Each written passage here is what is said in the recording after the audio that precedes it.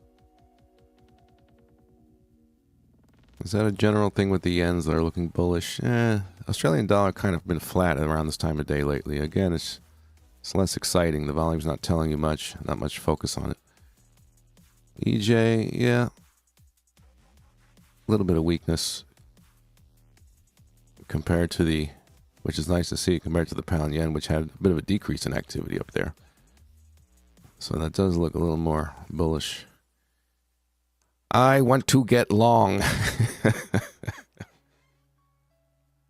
Let's go.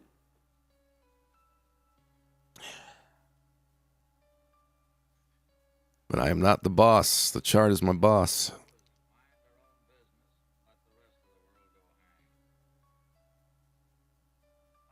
Boss man, as I just say boss. That's funny. Morning. I caught the short on $1.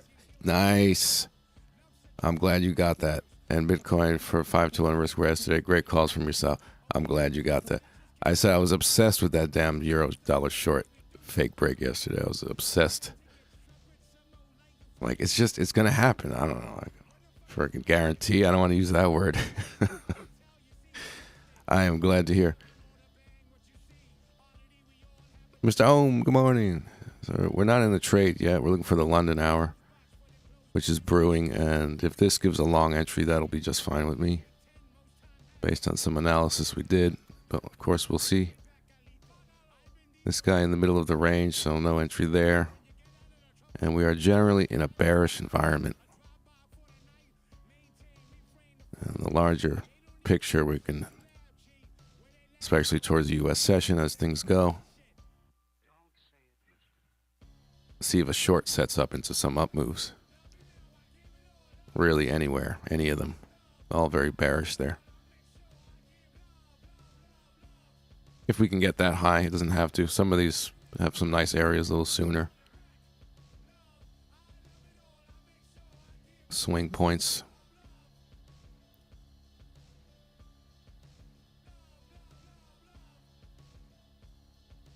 That could be a good one there, euro dollar, right? Yep. Catch it again today. I did trade it as well. No, it's not Buck Wild. We're good. No, yesterday was Buck Wild day.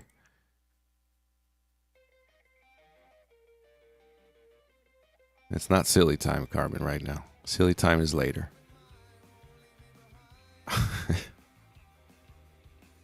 Gotta read the room. No, I'm just kidding.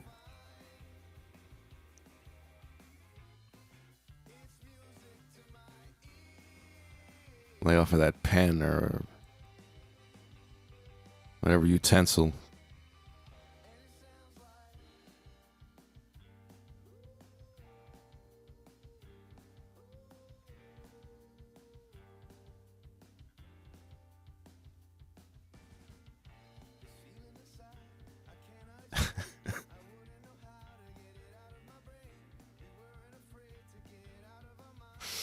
So basically, I want to buy now and sell later.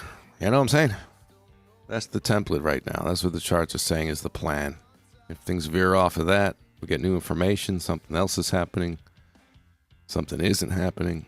The chart will tell us. That is the template right now. Early up moves. If the market could even move up in a bearish condition, hopefully, and then really coming down with the background a little later today. But we'll take it as it comes. Maybe we just start to move down because it's very bearish. And it doesn't show much demand, and we can, work with what we get in context with the situation.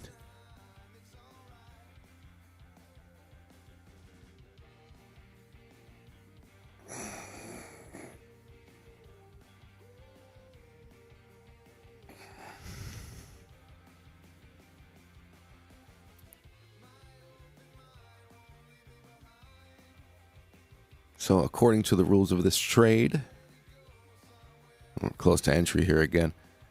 Close above this level. The higher the close in the bar, the better. We don't want to get squashed down. And the lower, the better on volume.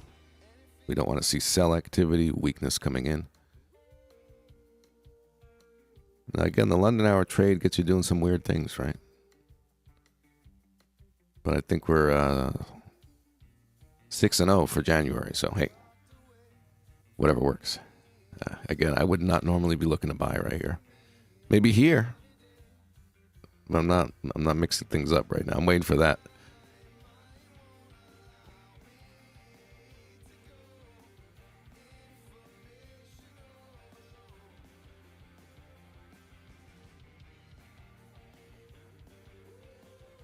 What else? What else? We get this pop-up here in weakness. That's great. I don't think there's any high-impact news. Oh, I think there's some pound news in a minute, right? Light impact? Let me check that. That might matter a little bit, yeah. I think light impact. Let me bring that up.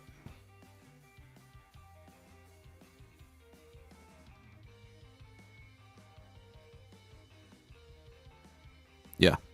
So coming up right now. Right now.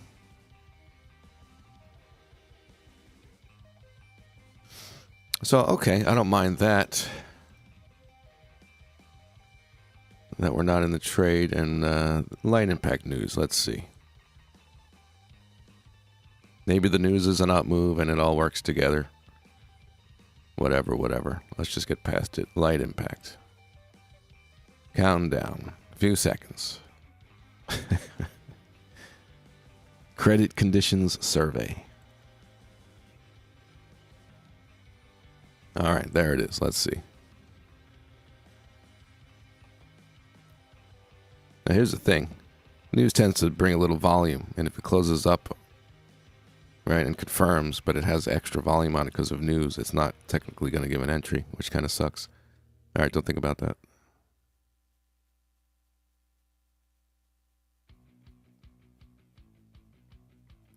Ideally here, I guess, right? We've seen this before. We come down on news and it comes in as a sign of strength and then gives the entry.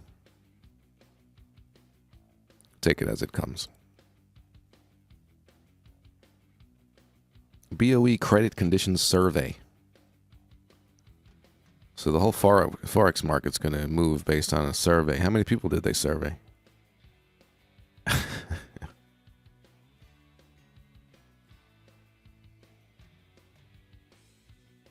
It doesn't say, huh? Like 50 people?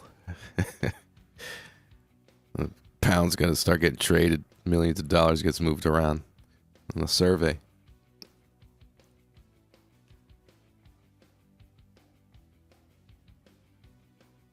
Sounds legit.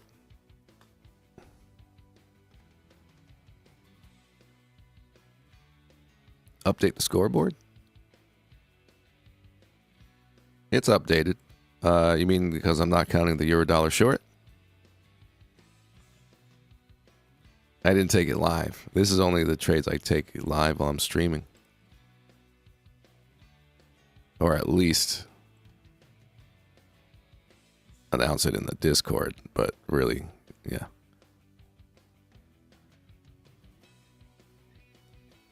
Nah, but I won't count that. I called it live a few times. Oh, yeah. Completely obsessed with it. Yeah? Is that all right, then? Any objections? If you insist. Boss man took it. If you insist. Carbon, you know I took it. I told you, remember? Carbon is my witness. We were playing Xbox, and I told him... And I told you, remember what I told you? I said, oh, it hit my TP. I put it in, and I forgot about the trade. Remember? So Carbon's my witness. All right. Thanks. There you go. Carbon's my witness, too. Remember, I was like, oh, shit, I'm in a trade, and it closed. Because I was so confident, and I wanted to do other things. I said a TP and kind of really just forgot about it. Started thinking about other stuff. And I, just give it a decent size move and do what it's supposed to do. I didn't catch the whole move.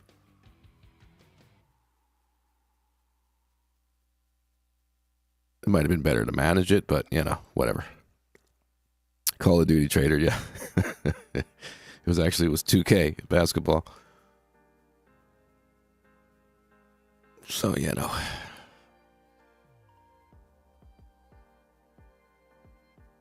I'll just never sit here and look at the charts all day and play some video games.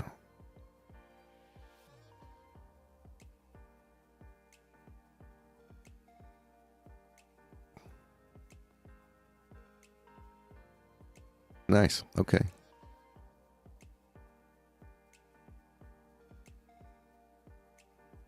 If you want to look at the entry, pretty textbook. We don't have the level marked, but I literally drew a box here saying, here's the stop losses. Yeah. High volume.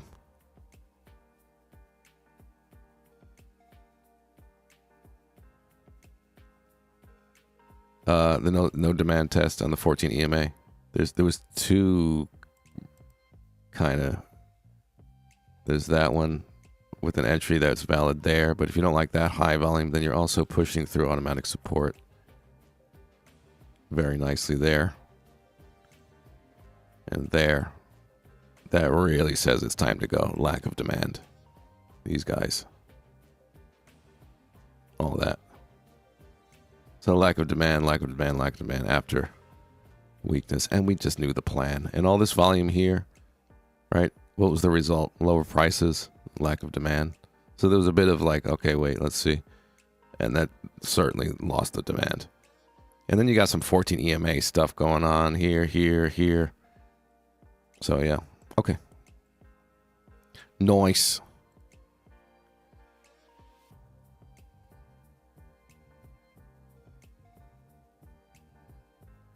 Euro weak versus the pound. Weakness. Perhaps. Yeah, the pound was a little on the stronger side since we've been here. And the euro. Looking at the euro index, yeah, you see this could be a top and come down. So yeah, it could be the case.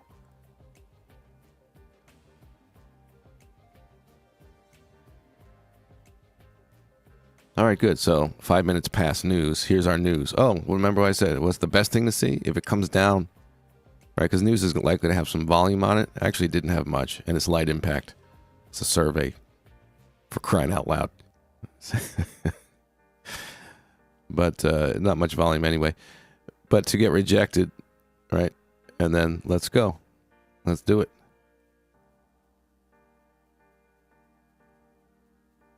Anything changes, anything's off, we'll see it. But right now, this will be perfectly fine. Looking for that London hour trade now. It's good that we're past the news. What's next?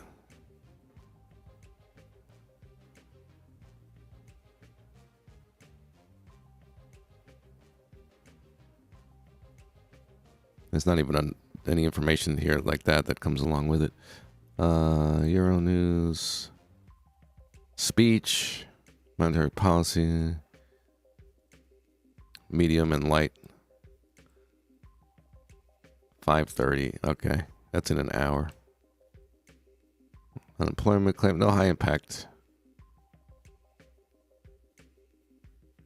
We're probably going to do our carry out our bearish condition perhaps today, and maybe that'll bottom out in some high impact news later on tomorrow or something. Yeah, man.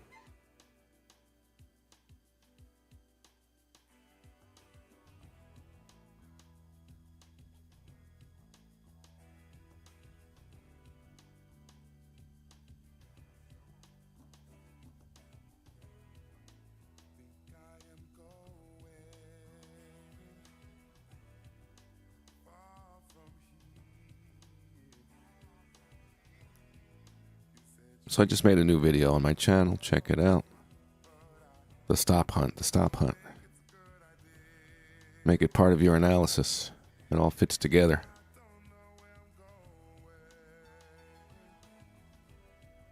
Liquidity grabs.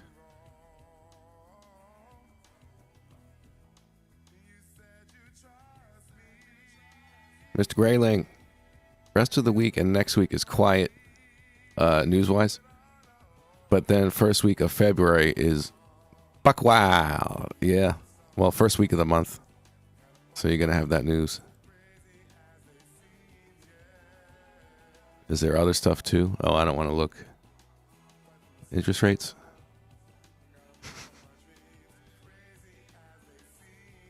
If they do interest rates the same week as non-farm, that's buck wild.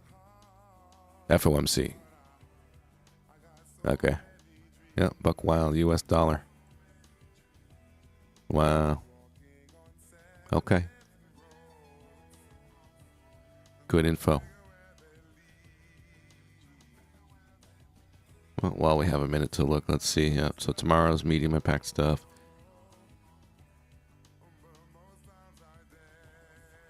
Next week. We still have another week. Okay, yeah. PMI, okay.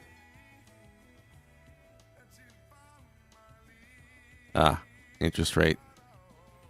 Canada.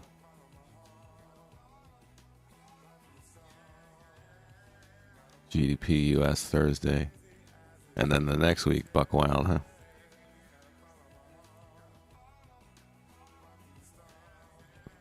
Oh, yeah. Oh, my God. Next Wednesday. Yeah. It's going to be wild. Ooh, then we got the rate the next day on the pound. Oh, gosh, Wednesday, Thursday next week. Yeah. Okay, good to know where we are. It's like calm before the storm. It doesn't mean we're not going to have some sizable moves, but if we range, if we see some indecision, especially next week leading into that stuff.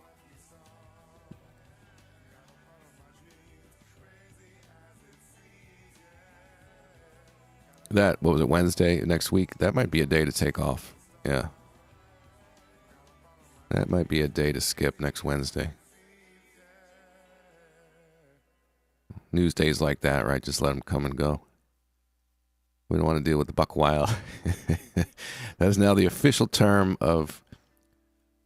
Hey, Pete, define buck wild. Well, when markets are reacting to news rather than doing their usual pre-positioning and using the news move to accomplish what they planned, the business as usual, sometimes it's truly reactive. And you can tell by the way it behaves. When the moves come out of nowhere with no pre-positioning before the move, they're real moves. They're very sizable for that time of day. They're exaggerated in size, and they're not trap moves that reverse or anything like that. Those are reactionary moves. After that, that's buck wild. So you want that to settle. I don't want to trade the buck wild. I want to trade my setups in high probability environments. Smart money plays out a plan, not reacting. Yeah. There you go.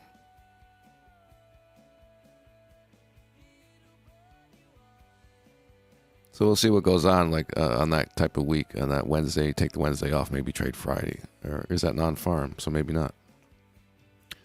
But you get the point. All right, it's still very possible to get this set up. What else is going on? Okay. Could be a possible short here.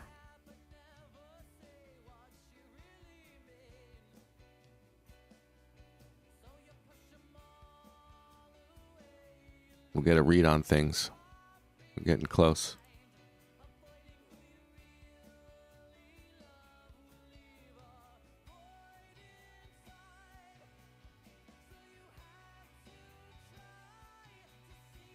Yeah. Just went really rangy as we got into the London session. Got kind of stuck. So if we can just pop up here and get that weakness, lack of demand, we're on our way. I wouldn't want to touch it right now.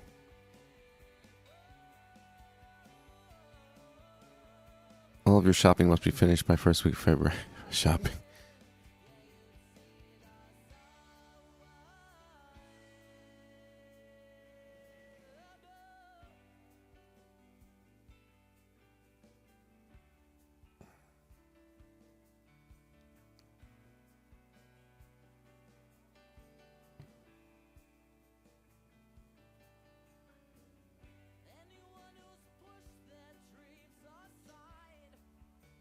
Aw, going the wrong way. We want to set up. We'll see if maybe again we get some rejection here. If we're just getting maybe even signs of demand and waiting for that doesn't hurt the situation. Nothing else to do. Again, this is close to a potential short area.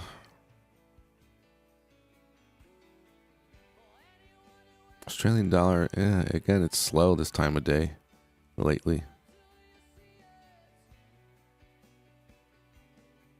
See if we start like actually getting some structure back instead of just stuck in a range for an hour. This guy, very choppy, rangy. Choppy, floppy, sloppy. Of course, on the GU, the London hour trade could set up either way.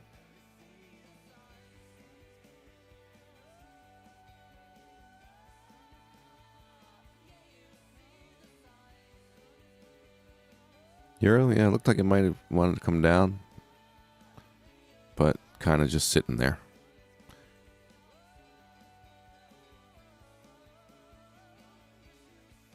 Patience, patience.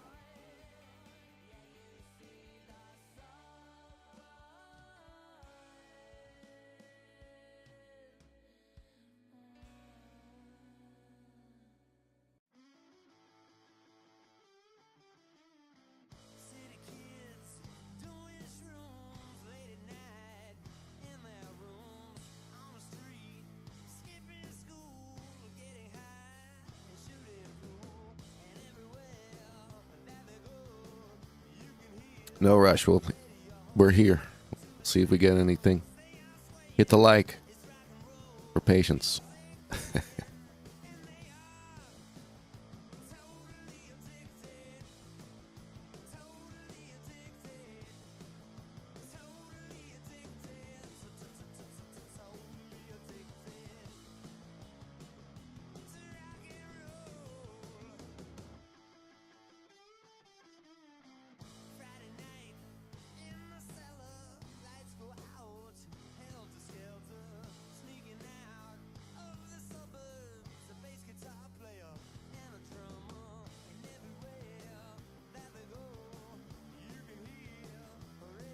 Yeah, we're getting a few people in the Discord here. Welcome, welcome. If you learn the material, you can post some charts, talk about analysis, whatever you want to do in there. Trading my setups. That's what we're doing.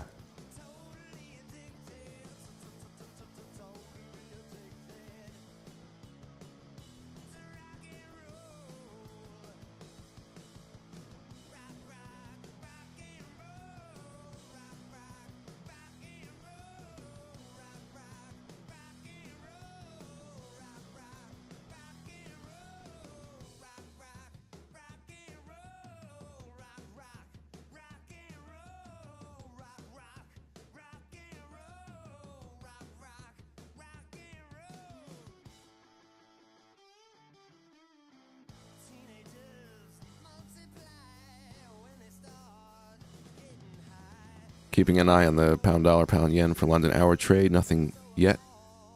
Possibly a euro dollar short if we're getting weakness here. So we're watching a few things.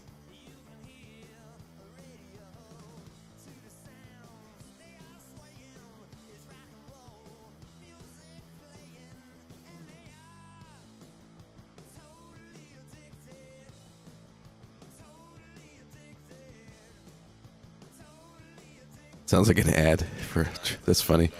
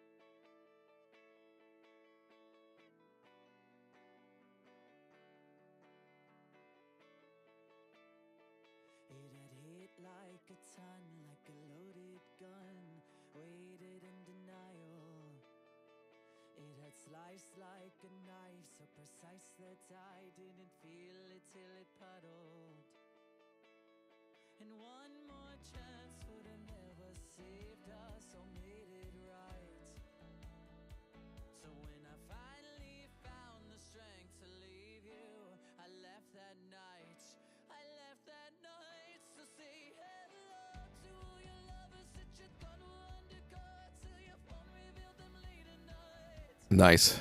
I recorded those guys like in 2000, I don't know what, 9 or something. That was live in my studio. Yeah, that's funny. Oh, you deleted it. I saw it anyway. Hey, look, a bit of strength maybe. All right, we're being patient here.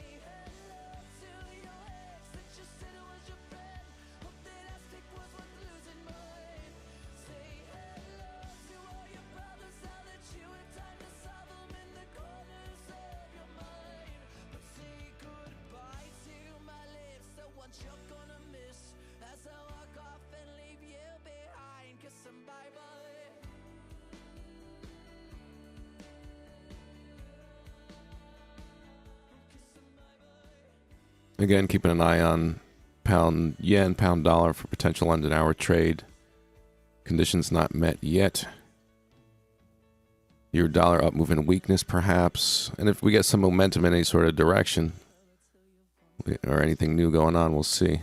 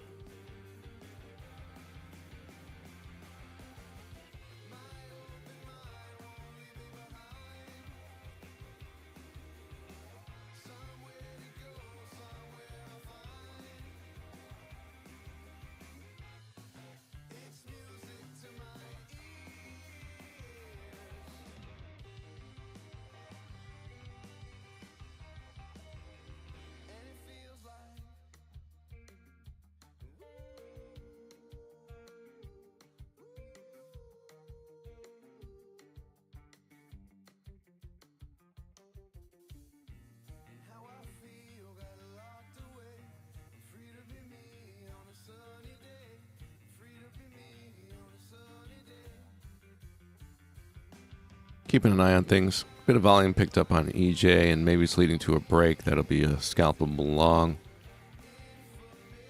I'm hunting.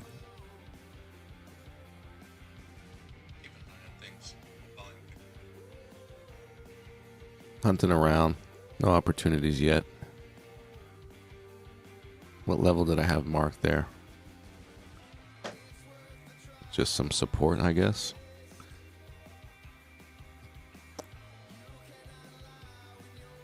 Oh yeah, yesterday's low. Okay. Yeah, now I want to see if we got a break test. I'm going to move that. Do I want to move it? Yeah.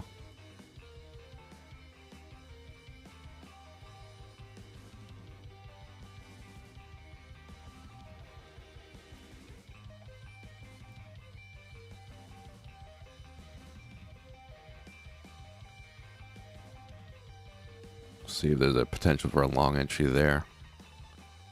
Basically right there. There's the whole thing mapped out. There's the template. We'll see.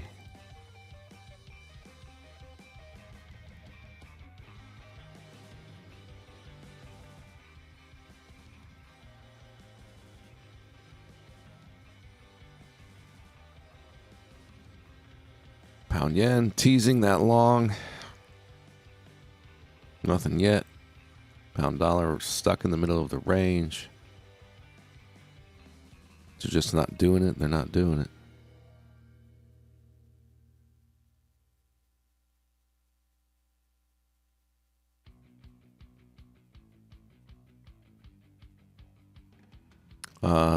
Something to point out about these scalp setups. Somebody posted a scalp in the Discord. I'm not sure who it was. I think it was yesterday or recently, very recently. It's asking if it was a textbook scalp setup. There was one thing about it that I didn't like, which is here. I was also showing this about the scalp setups off the 14 EMA, right? If you have a double top fake break pattern before the next entry, I don't consider it as good. Let's say you're entering here. So you're trending up, you get your 14 EMA test, right? Snakiest, oh, okay. Snakiest, are you here?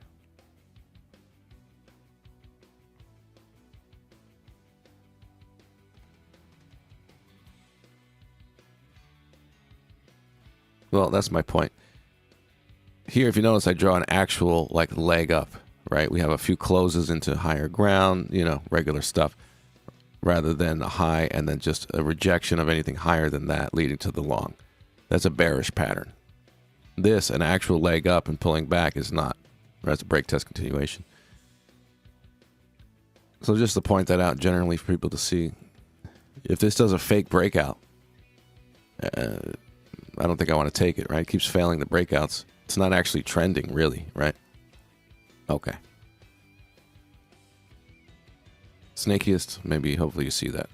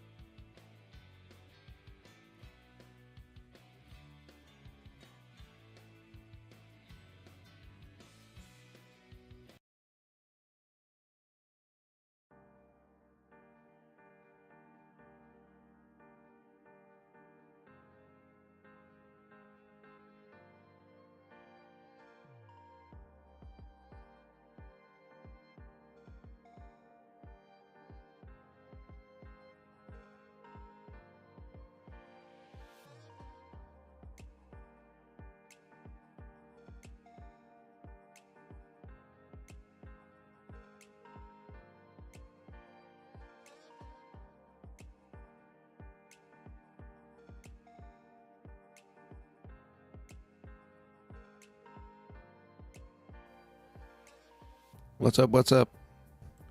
No trade yet. Patiently waiting. Generally a bearish environment. Could have this type of short today. No entry yet on the London hour trade. I'm looking for this. Okay, we're getting close. Let's see. Let us see here.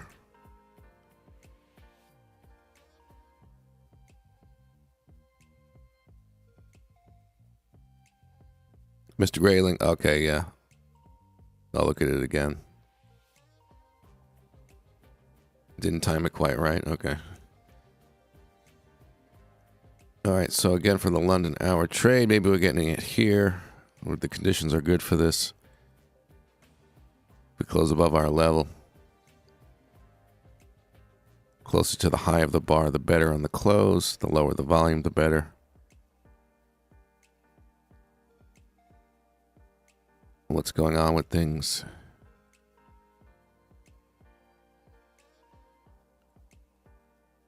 There's still that opportunity too, but that'll be doubling up against the yen, but whatever, we'll see.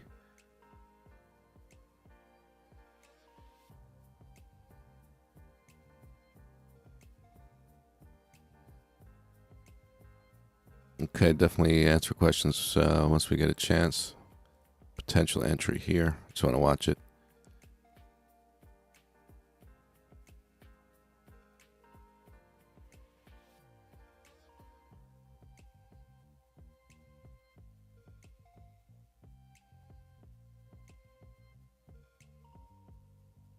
Pound a bit on the weaker side, and that's a momentary happening, but it happens. You see the pound yen red, these guys are blue against the yen, so a bit of a down move there. It doesn't ruin the whole thing, but I wouldn't want to get in while that's happening. Not that there's a confirmed entry yet, but it's close. Again, this guy still might come around. We'll keep that in mind. Want low volume off of that turning point, ideally. Lower the better.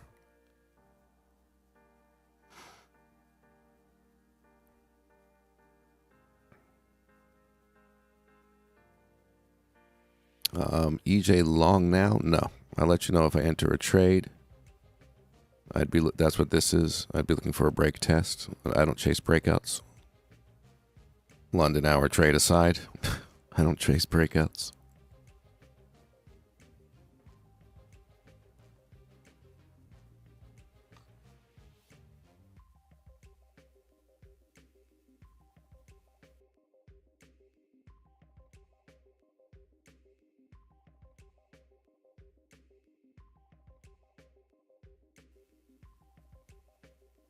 All right, so here's our potential entry, London hour trade, pound yen.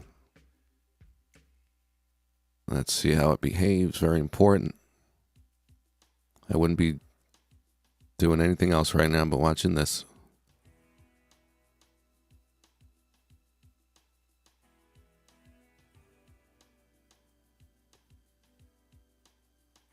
So has the pound caught up to moving up with the others? Yes, at least to some extent.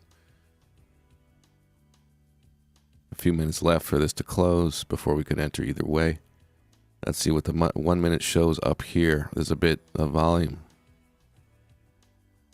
So that is not good for a long entry. And who knows, maybe we can get a short if it's going to be high volume rejection. That's what it's all about. The decision off of this point.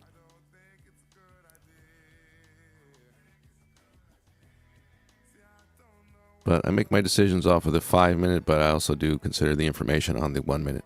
1 minute is showing some supply did come in our area. So no rush on that.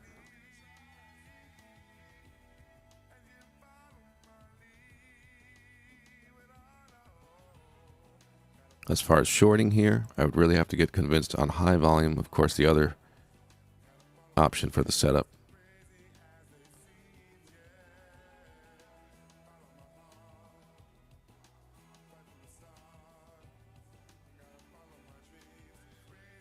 That's why you really have to see. You can't just jump in as price gets to the area you want. You have to see the reaction. And we saw right away in the 1 minute it's showing some sell activity. I wouldn't be too happy if I had jumped in early. You gotta wait and see.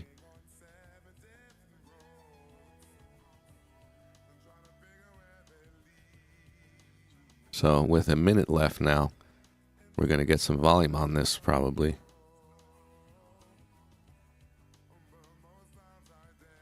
And we saw that supply, so that's important.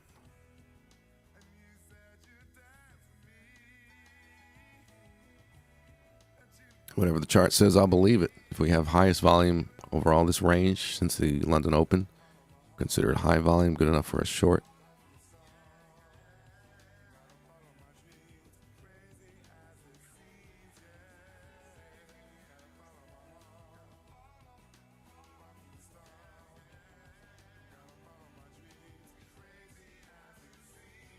You see it on the yen index and that possible turning point of fake break strength. So the yen might be with us on a short. EJ as well, okay. Because, yeah, it's yen driven. So, maybe a surprise to some traders. A bit of a surprise to me. More selling than expected there. But that's why we wait. That's why we find out.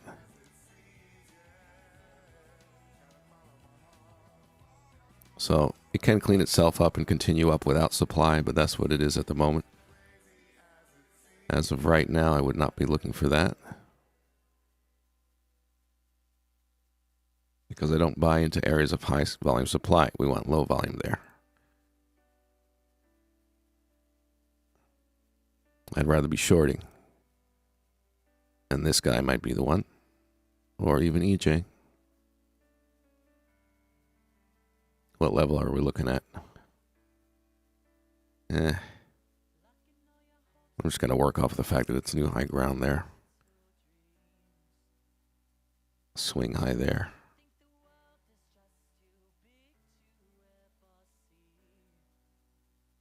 Okay. So it's certainly not low volume or high. It's kind of in the middle. Medium volume, right? Obviously there. Mr. Owen Henry, how are you? I'm looking for potential entries here. So that's not quite high enough for me to sell. It's like medium. And we see this now and then. And when we don't get entries on the London hour trade, a lot of times we see that medium stuff. And we could try again and get rejected on even more volume and get convinced that we do want to take that short. Again, with this trade, could go either way because we're looking at a decision point after that first hour. First 2 hours now. Taking its time today, huh? There was that pound news here.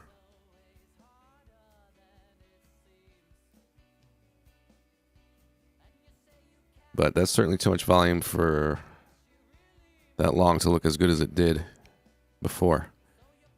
But we'll see. We'll see what comes next. If it was very high volume, if it was, again, up here, I'd be selling.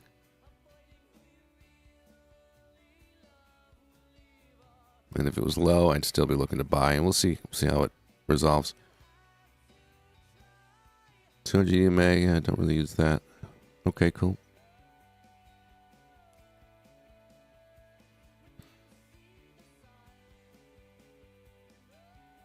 So yeah, the weakness to some extent. It's not huge, but you see it. Some selling coming in. Again, the yen index reflects that there. See the reaction if it really confirms.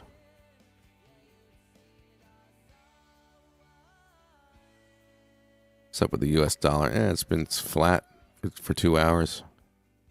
Dollar index flat.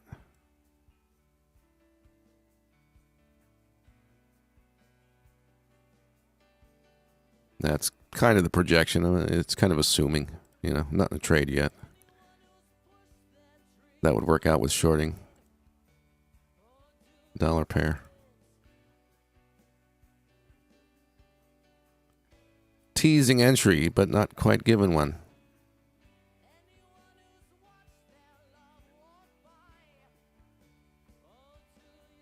There's no fib here on the EJ. There's nothing. No, a swing point. I don't use other fib levels, so no. Okay.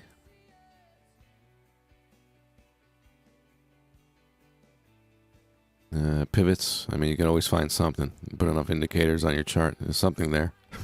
Something's here. Whole number. Yeah. New high ground for the day. Selling. Good enough for me. But we'll see if we can get some more confirmation on that volume. The supply coming in.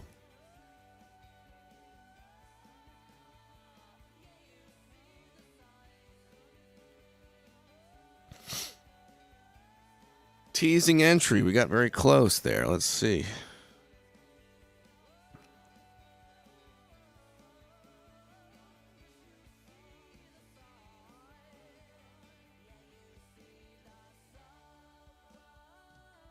Background generally, yes. Owen Henry, yes. Changed yesterday. U.S. session changed. Yep. The old switcheroo.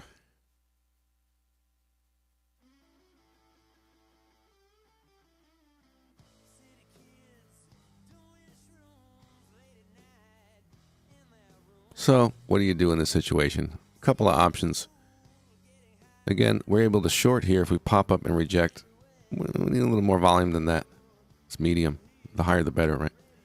So maybe we reject and get a short. Maybe we close up on low volume, and whoever was selling here is gone. It's a little later of an entry, but really not so bad considering this is our level. And just closing above.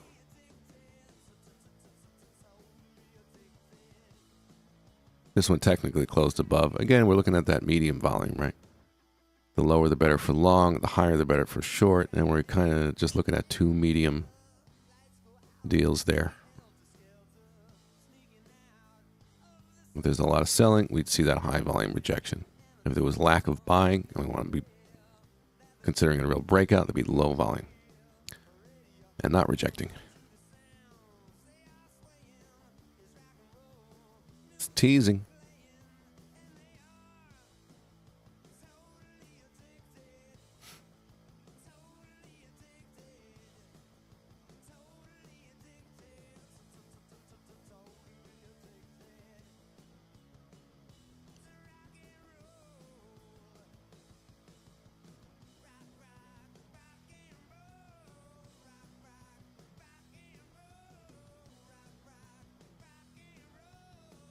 Euro is, even though it's really rangy, the latest information is that it is looking weak. I'd rather be selling higher, and with more volume on showing the weakness, but that's what it is at the moment. Maybe it'll still give us that.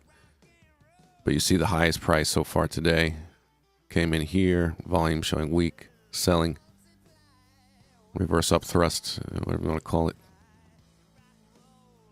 And then here again, that's selling.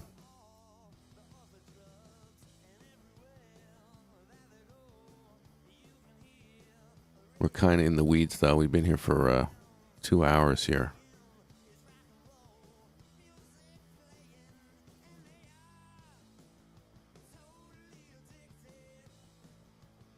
Not quite convincing. EJ. Yeah, and that looks really good on the 1 minute, that weakness there. That's off the high price. Thing is, you didn't get a whole 5 minutes up here to really see. But the couple of minutes it was there was that nice weakness coming in. And there it is on the 5 minute. It's at least the highest volume since London Open spike. Or equal to this. You can always check another broker. Yeah. It's matching the high volume of the session. Okay. It's not ultra high. Ultra.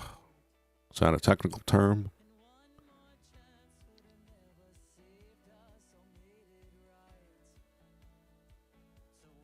Could have a good situation. Again, the euro is not coming down.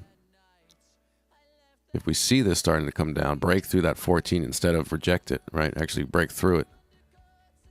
As the yen is doing this off of strength, right? Then the EJ is going to come down.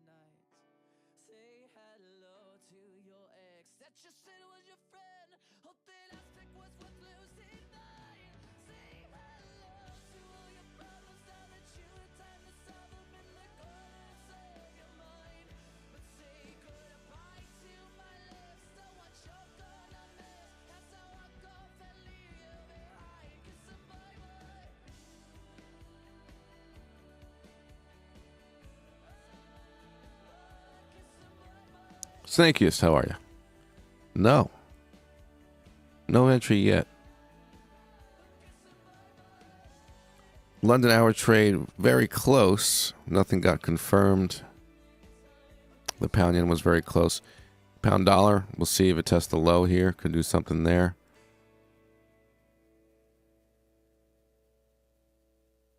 What else? Euro dollar, potentially a short if we pop up. Generally seeing some weakness. Could use some more. Some weakness. I wouldn't mind another pop-up on the euro and some higher volume weakness, rejection, widespread, top-looking type of activity. Generally, we're bearish, right? We changed the U.S. session yesterday to general bearishness in the background. Got the EU short I was hunting. Gold, you missed it. Well, you know, I'm swing trading and just holding. Good setup. Okay.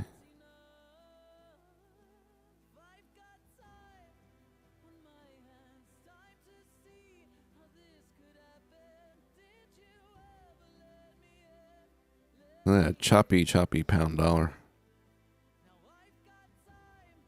for a London session so far.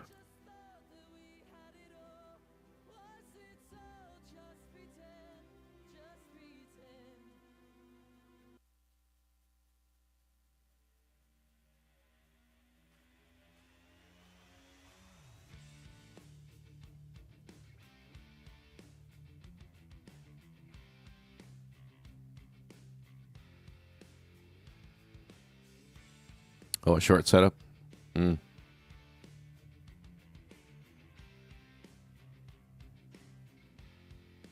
Yep. Pretty straightforward there. Yeah, I wish I could get that sort of weakness here. There you go. See that? That's what we want. And you look at the EJ. There's our weakness. Ah, come on. It could be up a little higher. There's a reference point. This would have been nice. That's London open volume, though. That's not real deal tradable stuff. You can let that pass. Outcome was bullish anyway. But yeah, nice one. Nice one. You killing it now, snakiest? You got it.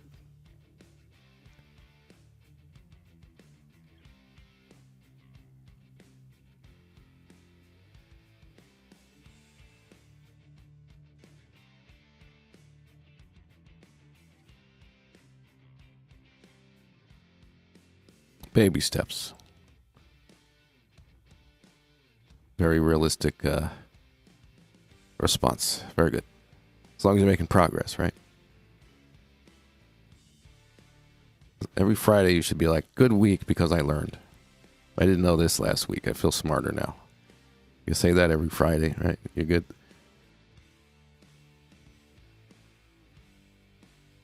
Yep.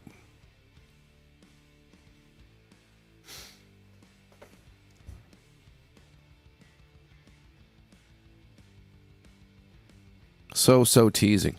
The situation with the London hour trade, it was looking towards, you know, if you're going to take something, the additional analysis besides the London hour trade was pointing to an up move. Some strength, lack of selling. Even though it's at fib, it's good because it's telling you that there's not much selling there. This was the latest attempt, and that had a bit too much. So now we're getting, okay, is there selling there or not? Are we going or not? It's trying again. What would make me convinced to go long here? After seeing this weakness, which wasn't terrible, but it's not a strong bar. Medium volume, rejecting. And again, the 1 minute shows that issue right away, right into that price area where you want to see low volume for a long. Look, high volume again. See the price area?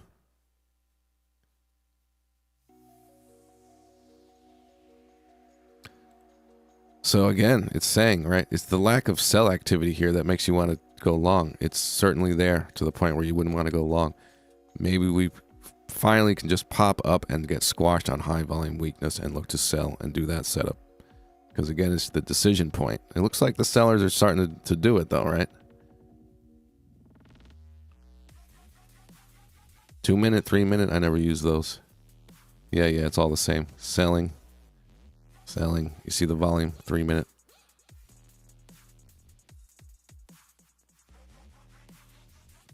Is it enough for the London hour trade? Ugh, give me a little more.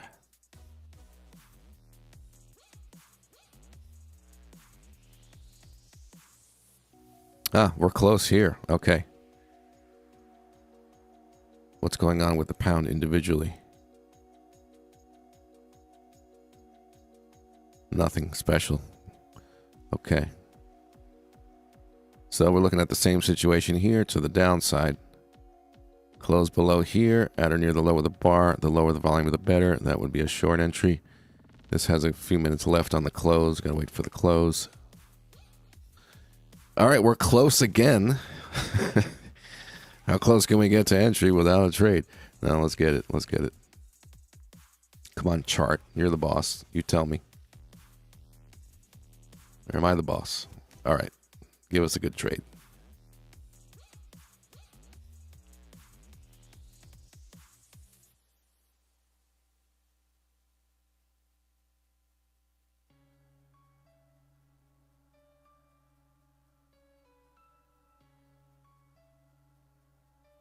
Yeah, some bearishness might just be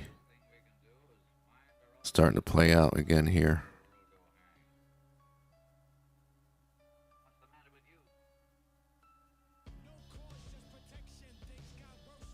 All right, we dipped below the level. Oh, look at all that volume. Will you stop?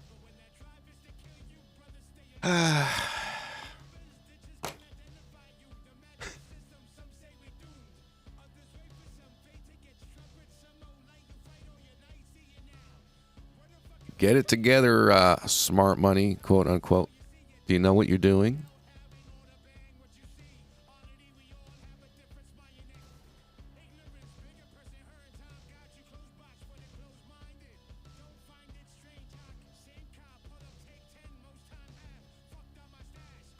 This would help.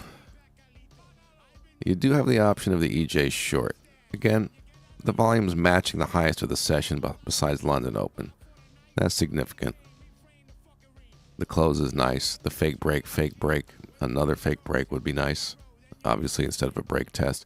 If we're into here on low volume, saying there's not buying coming in, not a bad short. Weakness, lack of demand.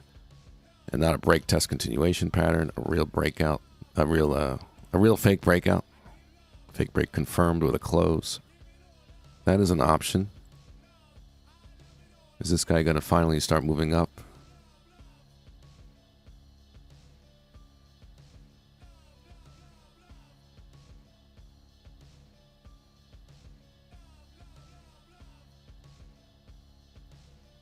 Wow. So we're getting enough volume. This is kind of wacky. We have the dollar and the yen not correlating at all, and that's creating a bit of a wackiness. It's not quite buck wild, but are we sure now? Market? Are we good? Are we sure? Selling. Okay, so here, not enough, too much volume to go short on this break. London hour rules, right? We're 6-0 on this trade for January. I'm following the rules. Too much volume. Again, the lower the better. Is that low at all? No, medium. Higher than the previous 3. The close is nice. here. Showing sellers again. Remember we saw it there. There it is again. That's getting on the higher side. 1 minute says.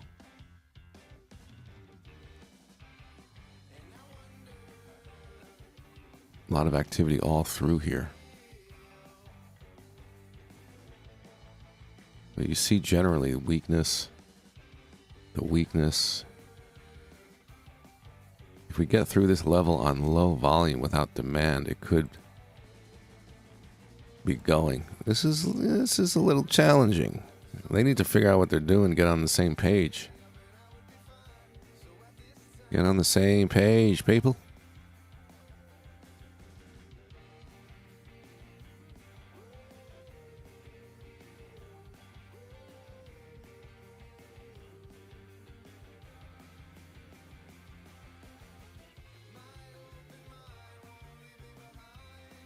Pound yen suggesting a short. I'm not in anything. Pound dollar suggesting a long. Strength fake break. Are the US and yen index going in opposite directions? Yes. Is that the normal condition of the market? No.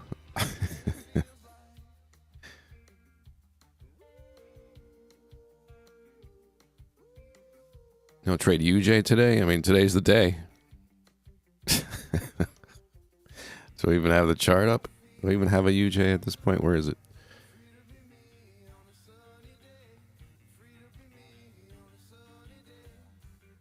No, I'm kidding. I don't want to trade the UJ. But they have an imbalance between each other that's not normally there. But it's for the moment. Look at this trying to figure itself out. Fake break? No. Can we come down? No. Real breakout? Can we figure it out? But we saw the volume was medium, and a lot of times we do get that, right? We're starting to see that. When the signal bar is just medium, it's not definitively high or low, we end up chopping. Well, now it's trying again. This is confirming a fake break. Jeez.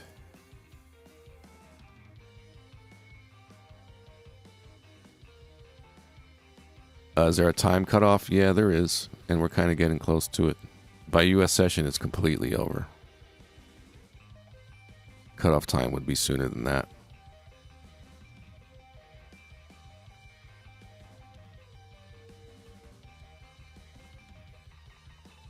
I don't have an official cutoff time, though. Again, London hour trade on the fake break. Is that enough volume? I mean, it's higher than the previous, whatever that is, but the higher the better. I would be in that if this was just right. Give me some more. Give me some volume.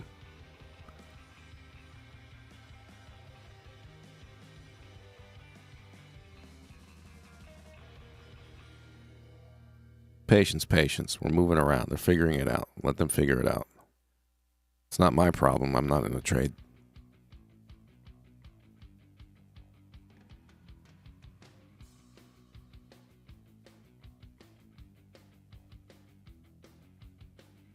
Let's get some really high volume on this rejection and the London hour short then. It consistently showed weakness. That's why we started thinking short, short. Let's see the real deal. Let's do it. Climactic action.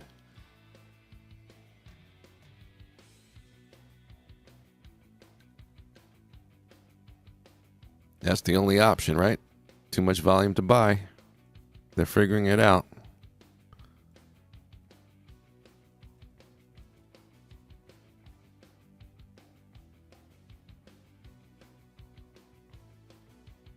Go higher. I don't care. Get more volume. Get more stops on shorts.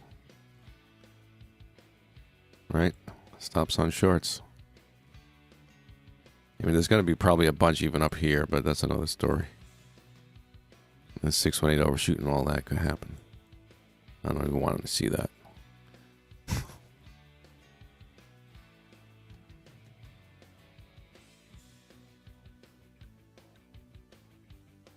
Charts are making me work today. So close to entry, and then having to explain why I'm not taking it, and then also explain what's going on when they don't have it completely figured out.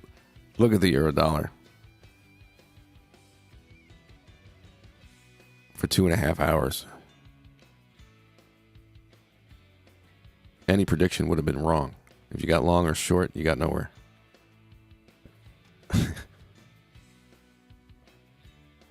They'll figure it out. They'll figure it out. Not my frickin' problem. I'll put on some music and roll a doobie. Drink some coffee. Maintain my account balance.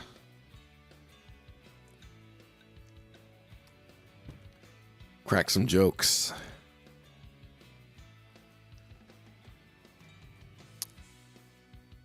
Mr. Grayling, problem is a strong short day in an overall long market, leaving us where now. Background to until further notice, it's bearish. Volume will tell us otherwise, and the projection is to move down and hit some strength maybe tomorrow to end the week, and then we'll take it fresh and see how the weekend's going. Are we talking about 100 piss win streak? Girl, you know we can do that.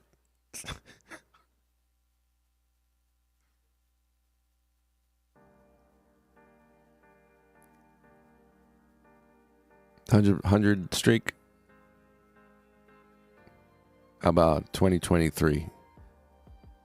The year of no losses. Why not? If Curry can make those shots, anything's possible.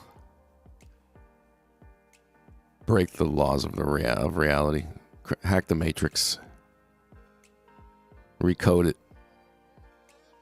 with your consciousness. Oh God.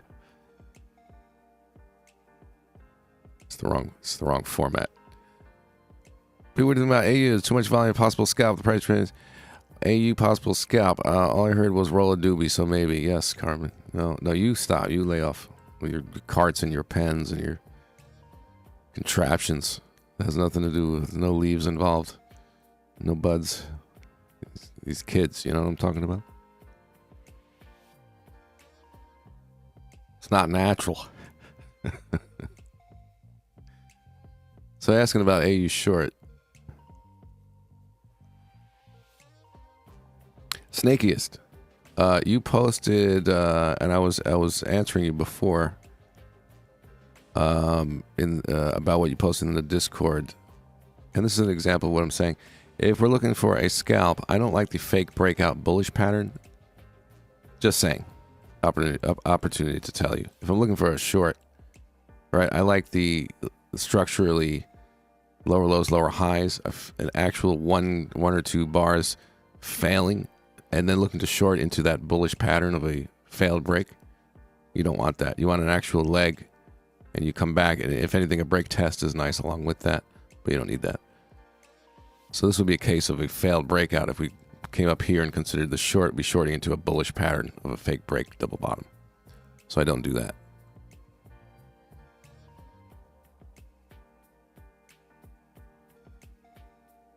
So that would be the issue right now. Let's get this. All right, again, London hour trade. Way too much volume to take this long entry. It would have been confirmed on low volume. And that's enough volume to say, maybe we're getting this short stuff going. Maybe even higher volume here. Fake break back into range. Look for the short. This is already, we know what this is. This aligns with the trade of the day. Everything's bearish.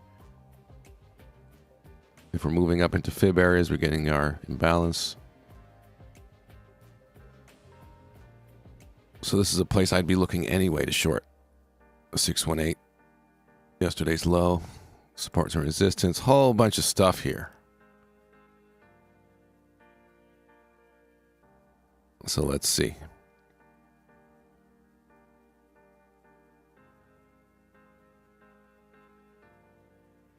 Again, the no trade entry on London hour on GU also. Made a mistake, led to profit.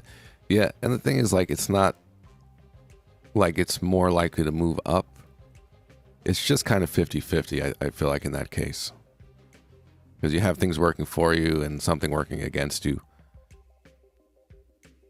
If you had high volume strength, then of course that would be actually looking bullish. That would be working against you. It's kind of a 50, just not quite good enough kind of pattern. Yeah, as you can understand. If you lowered your standards, I want to be more aggressive, and you know, I don't care about extremely high win-loss ratio. I just want to be, you know, getting a bunch of trades and get a 70% win rate. You know, you start taking that stuff, but I do not recommend it.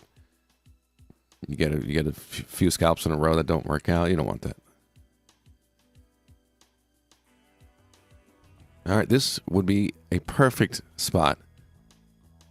Can we get it to get some high volume? 618 overshoot, bearish environment. The main target on a short here would be back to the low just as a main first target. Maybe another leg down. You could take some profit off at a fib. Can we get it? 1 minute, I'm scared to look. Oh, yes. Come on, guys. What song is on? Here comes the accent. Come on, guys, let's go.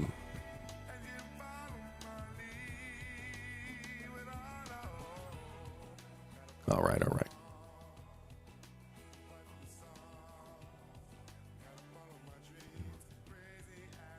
It all starts to make sense, doesn't it? Well, we'll see.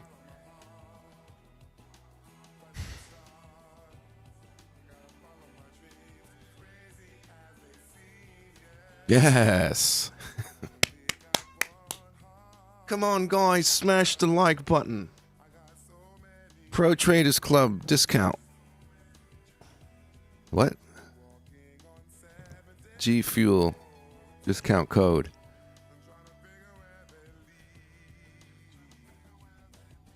ICT stands for I can't trade. Come on, guys.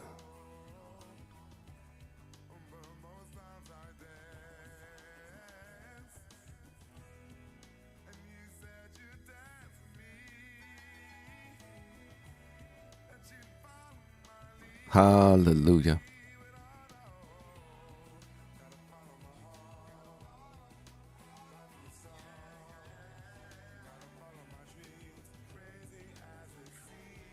The energy drink song. Let's go, guys. I don't know why I have to do the accent. It's part of it, though.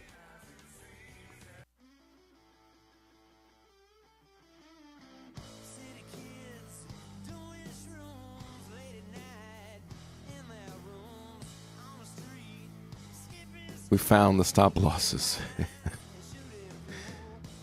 Watch the new video. So now we have a wonderful potential short setup. We have a new problem. Which one do we want to trade? Which one looks best? All right, we could have worse problems than that. So let's watch and see the potential, hopefully, confirmation to short.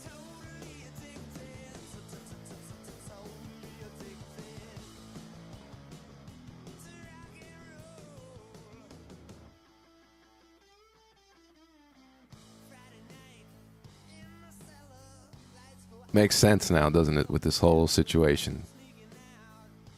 Everything we were dealing with. Oh, but it looks bullish. We're sitting here going, but it looks bullish. I really want to buy here. Oh, it looks good. It looks good. Yeah, they want to do that. And that's why I said, no, don't buy. No. Right? Okay.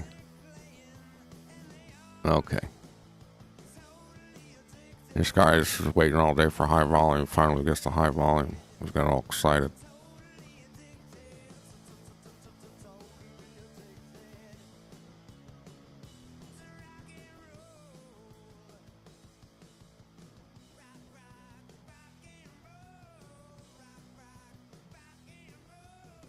So what pair do we want to short? The market is asking you.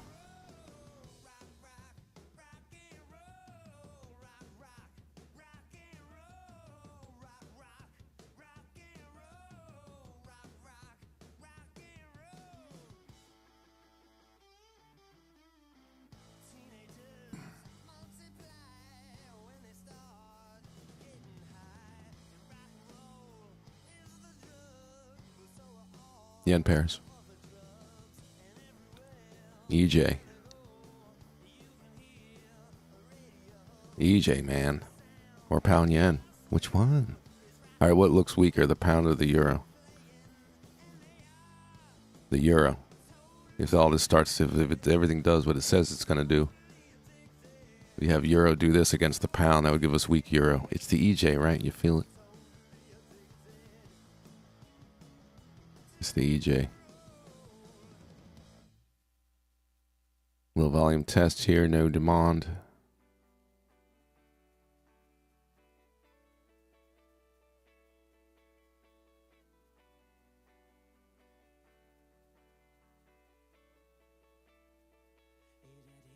So the sellers have shown up in our bearish market on extremely high volume.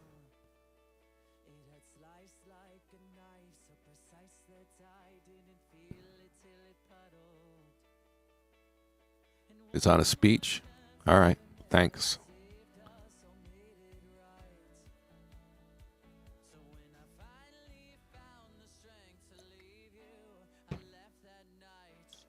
Glad he went to work today so I can get my trade. I'd rather be trading than doing a speech, so I got the easy part. EU touched this fib at the top of that wick. Let's see. Indeed.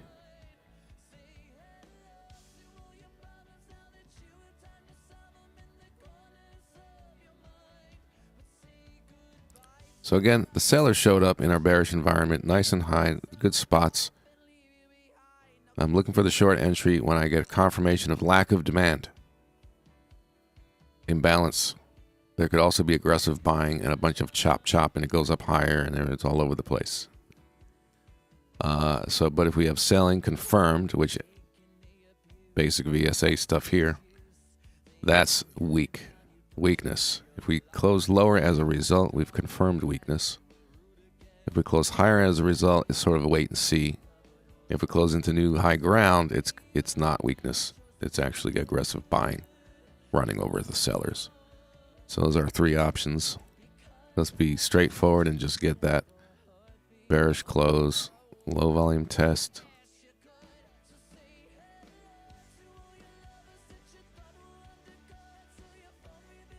Does this want to happen? Making the euro the better one to short. That's the thing to keep an eye on. If this wants to keep going, then you'll have a weaker pound. I'd rather be shorting the pound yen.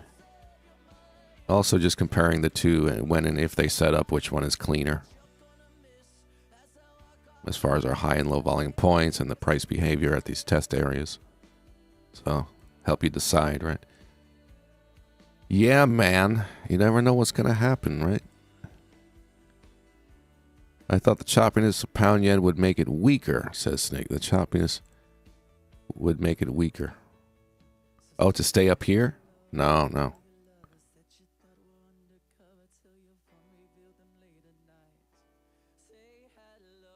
Action, reaction.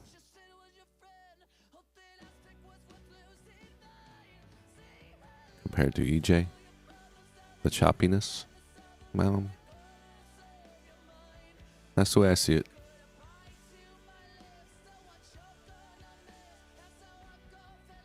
This had a bit of weakness. Probably around the same time.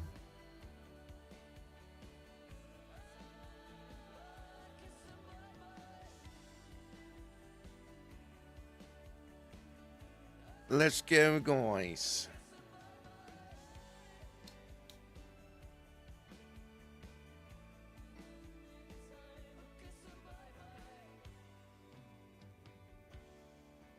So here we're looking at something that more days than not when we talk about these types of trades, in this case, a bearish environment, we're in markdown and we come up for redistribution, weakness, to look to short and get into that markdown, that trend.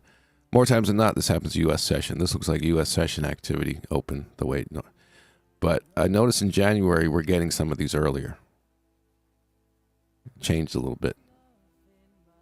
There's less scalp entries. There's less... Yeah, we're just sort of going and we'll deal with the real stuff later.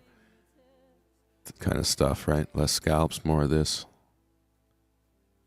type of behavior.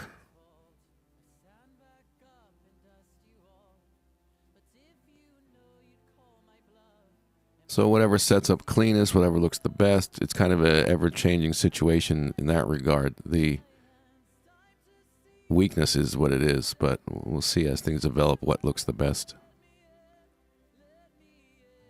Likely EJ or GJ, not AJ. That's just been kind of dead this time of day anyway lately.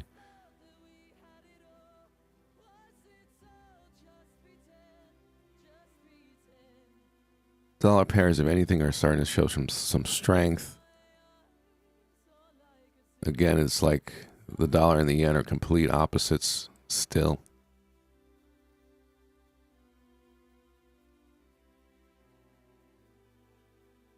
And the UJ,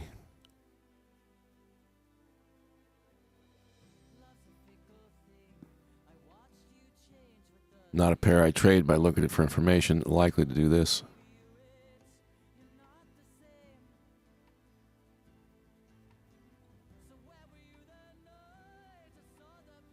Okay, so we're just about there. Let's move this now. So our last high, right? This is our test area. Previous resistance turned support, along with 14 EMA, which we almost got to. We can almost say both, but certainly this. So we're testing for demand in this area. We want to see volume drop off significantly. The lower, the better.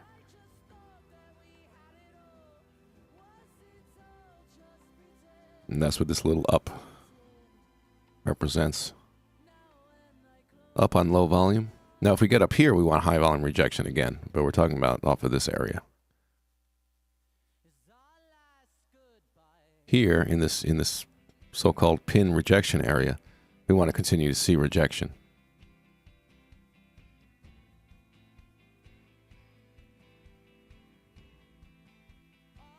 So I don't mind if it pops up again and we see that, that's fine. That's a big area, but I'm drawing the box according to how I draw it, which is the high to the close. Just think, with all that activity, if price came up and came all the way back, that's all rejected by selling. Are they going to be that aggressive again in that area? But this one didn't get to a test area yet. We're kind of just correlating.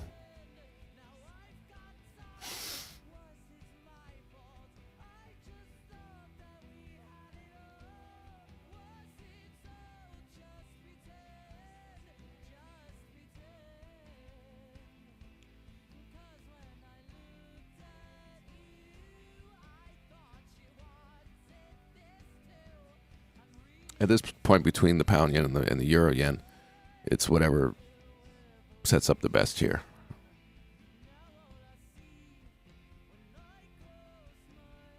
The weakness is there, but the rest of the situation is ever changing as far as what might be the best. Is this going to come down or not? Euro pound, which one's going to win out? Again, you see weakness, euro versus the pound. If that starts playing out, that points to the euro yen being better.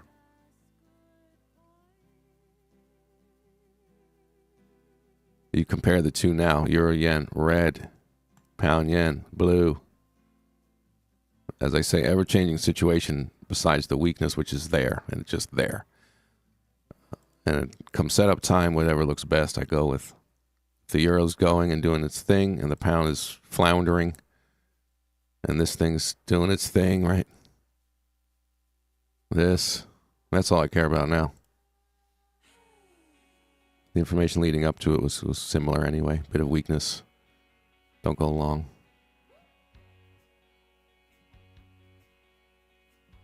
New Zealand CAD? Oh my God.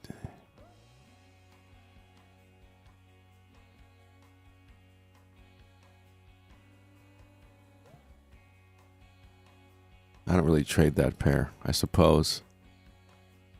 All right, give me $2.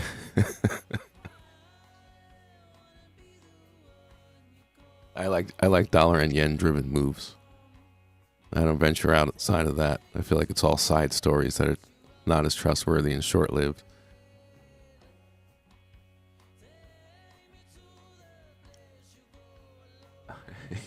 I said, give me $2.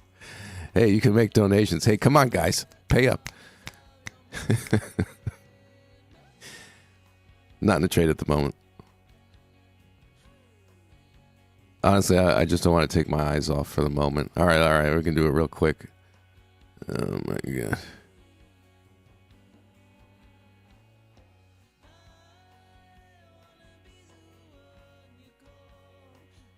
What was the other one? New Zealand cat. What was it? CAD.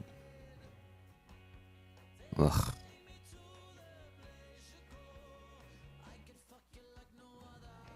I wouldn't touch it.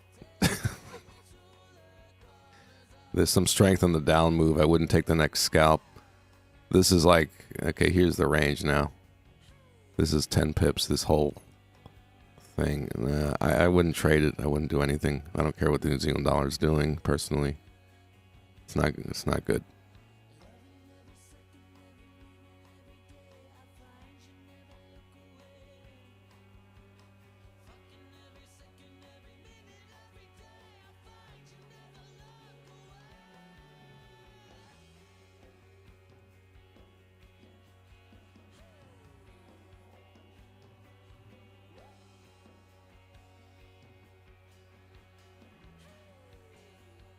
We really would like this to happen and everything to start confirming.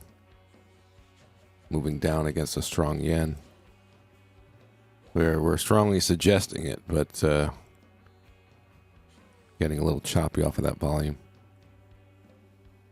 Again, here into this range. We don't want to be sitting here on low volume. We want to see that selling is sustained, continuous in this price area. If it wants to do another fake break volume rejection, that's fine. We don't want to sit here and start floating through. Takes away the bearish condition.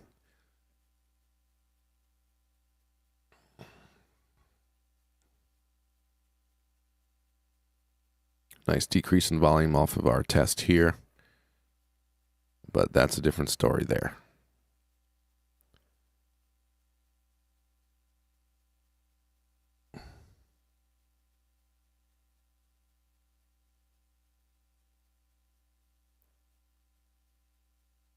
Yeah, New Zealand CAD I wouldn't trade. I don't like New Zealand dollar. I don't like Canada. I like Canada. I don't like the Canadian dollar. Swiss franc is just like the little brother of the euro. They're too similar.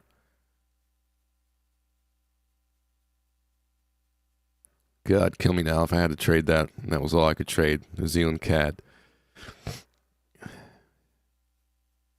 That's just my opinion.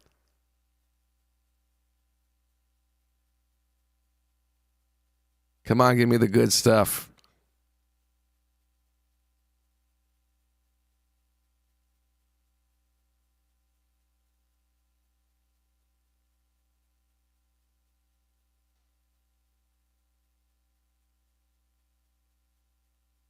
Trade the peso rupee.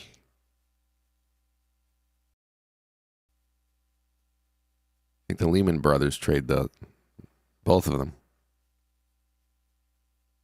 Both brothers. Sorry, guys. Got to loop the playlist. It's 13 songs. They go by quick. No copyright strike. No whammies. I'll add some for next week.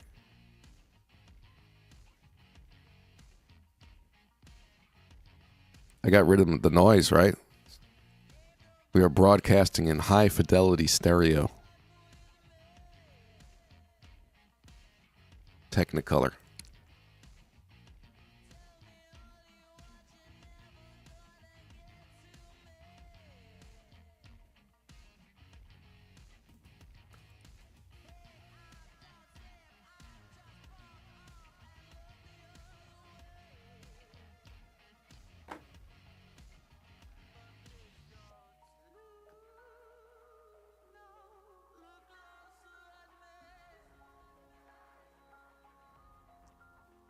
No stress, but thanks, bro. I guess I'm not trading that again. Hey, whatever works for you, I can only tell you what I'm doing, what's working for me. Maybe somebody out there is killing the New Zealand CAD. That's their main thing. They live it. I doubt it. What's the best pairs to trade? First of all, versus the U.S. dollar versus the yen. Then I'd stay away from New Zealand, CAD, and Swiss franc. Euro, Australia dollar, pound, all good. Those three versus the US dollar, those three versus the yen. 98% of my trades are on those 6 pairs. That's the story of the market. That's where the most money is. The reliable patterns, reliable stuff. The main event.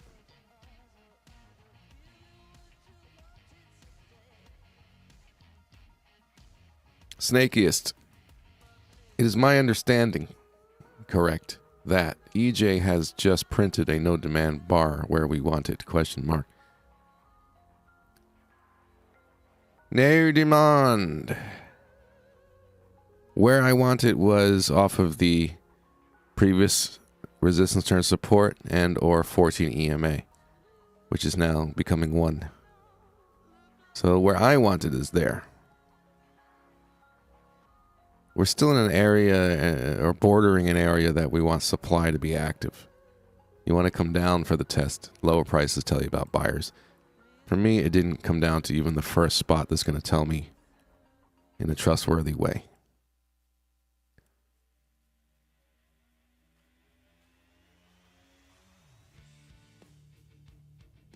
You know what I'm saying?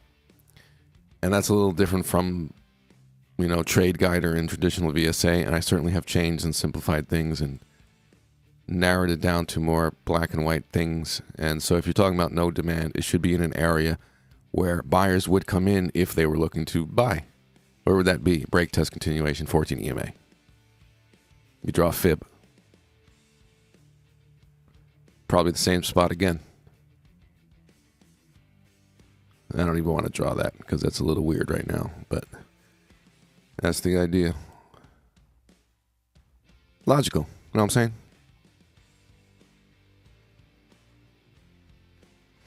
And you already know why the 14 EMA. All you got to do is look to the left. Do buyers show up there? Do buyers show up there? And do they show up there? Yes, yes. So logical. I see through the close of that big bar was the point that divides the range into expected demand. Yeah, it's kind of right in the middle of the gray area. Exactly. Not low enough to tell you about buyers, not high enough to confirm sellers. Exactly.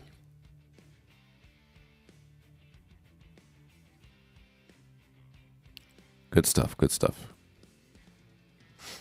Oh, hey. Okay. Wow. Really? This is a very bullish pattern right here. Very bullish. I might put like a half position on this. I mean, things are a bit undecided and chaotic, and I didn't really expect this to be so clean. Do I want to do this?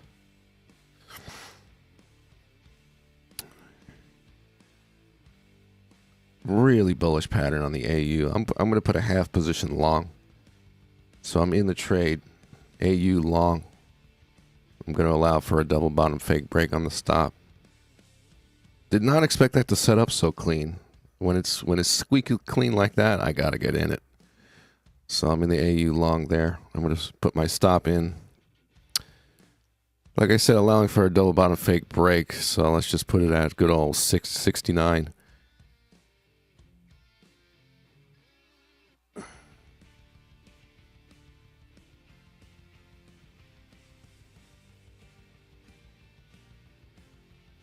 What is that? 19 pips.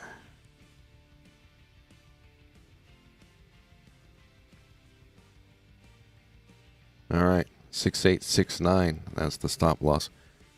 I know that was really quick and out of nowhere, but this really just resolved itself. If you know my setups, this is bread and butter.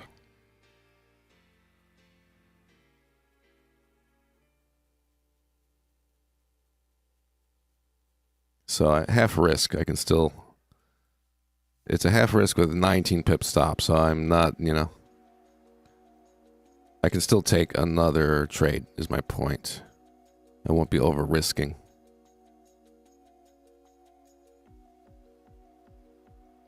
Also looking at the dollar index, like what's the result of this volume finally? We are starting to get a result. Down, down, down, down. That makes a bearish situation. Right, so buying against a weak dollar is part of the equation here.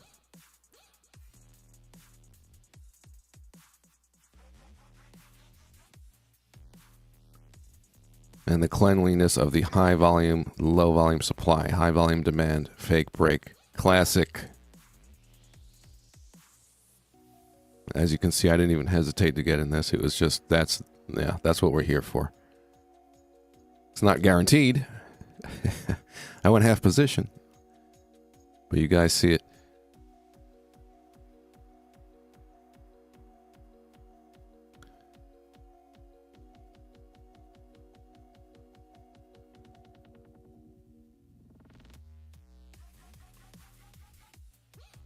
So I got an entry there. It's roughly once that started moving up. So there, 19 pip stop was it? And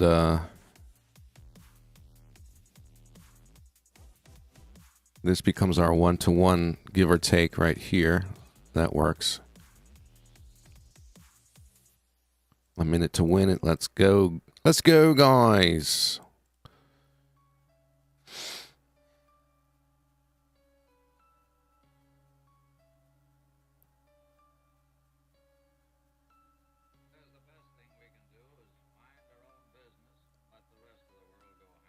Do I have a course for the London hour setup? I do not. It's a free gift to the world. 6-0 for January so far. Just watch the video that I made, which is 17 minutes long, called the London hour trade. There you go. Free gift. Just for attending. Hit the like button. It's a fair exchange.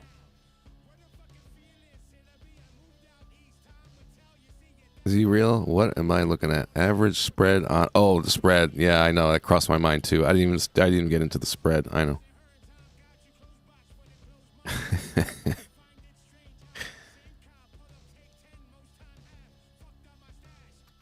I was going to say, maybe if you're swing trading and the spread, isn't it? I know. So let's see what's happening.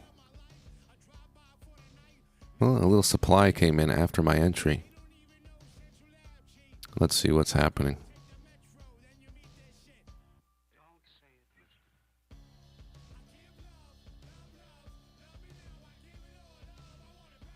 And also these guys, because I didn't go full risk. I can still take another trade.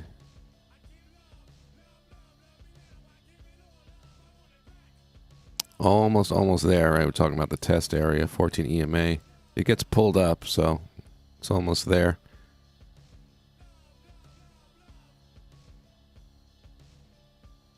Here, it's getting pulled up at least.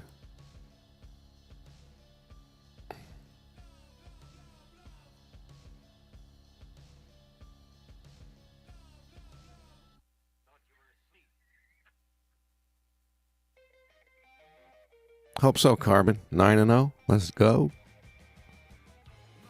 No loss, no whammies. I'll be back in a sec. I'm going to go manipulate the multiverse. Be right back. Yes.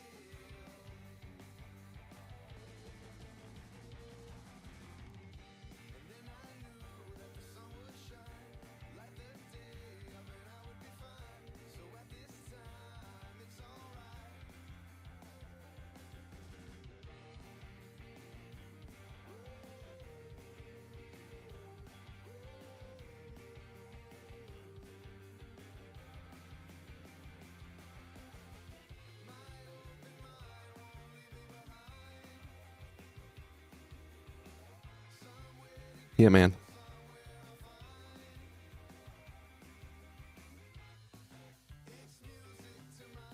So I got a half position long on the AU. We're still hunting some other stuff.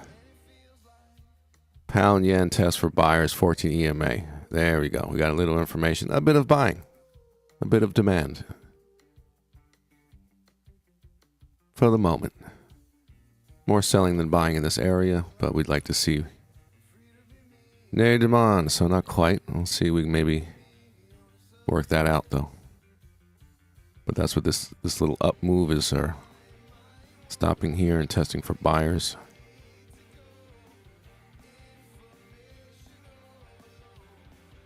What's up with this guy?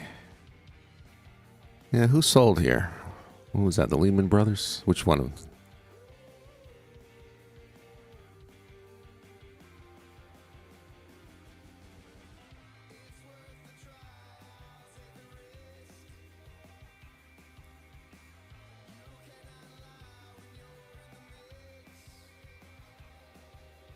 Confirm the weak US dollar. Let's see if it can really play out. Everything go according to plan for the near future.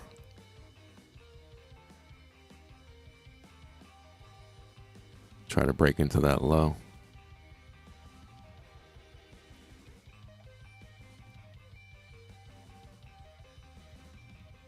If we can get this, we'll certainly be looking good there.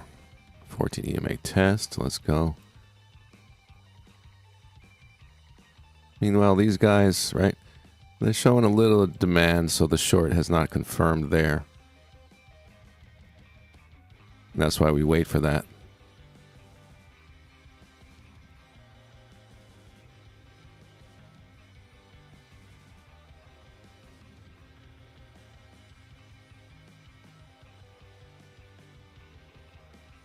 Okay, so nothing else at the moment.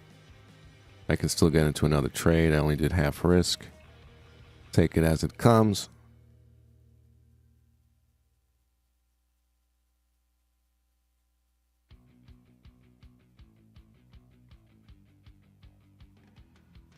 This is just now a possible projection for later. If we're coming up after a weakness, yeah, we could still do that. I'm bringing this guy along, hopefully, for that little trade or whatever that wants to do. It's likely to at least get to this point because of that supply-demand imbalance here. The only thing I don't like is the 1 minute showing some weakness.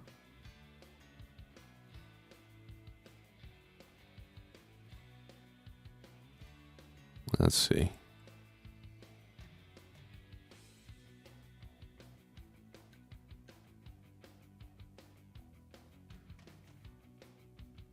The 5 minute, the volume's not bad on that. Especially compared to the buying and the result and the test. So, yeah, that would be low probability to come down from here, but it's just probability.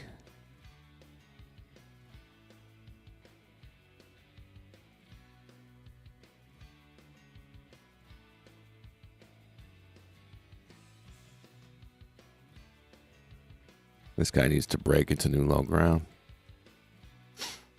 Off of that volume and that reaction, it is likely.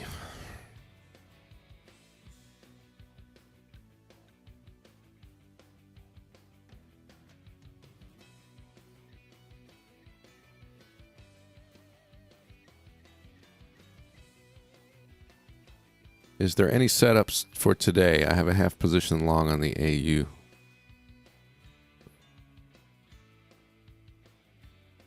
So far, that is it. Where did I put my stop? Oh, at 69. Well, it was about 19 pip stop.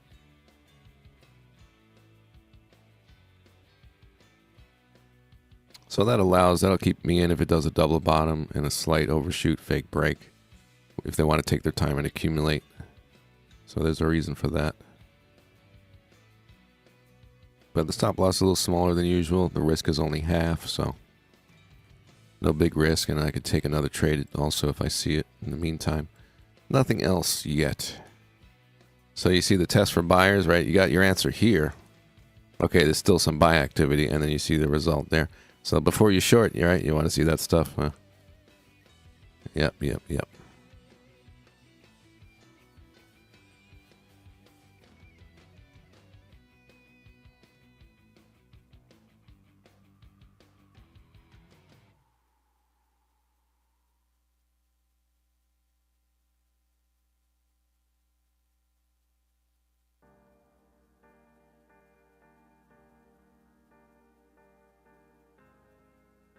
So a little position in there, being patient on the yen situation. We're following the storyline of large sellers, and on the test for buyers, actually seeing some buy activity rather than a really good imbalance to short. So we'll see the next move. If the buying results in the up move, do they sell again and really prove to us they're looking to build up short positions here? That would be good. That would be fine.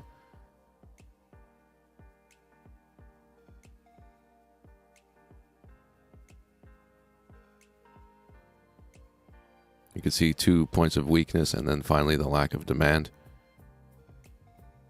And that could give the entry there. So let's follow the story there, wait and see.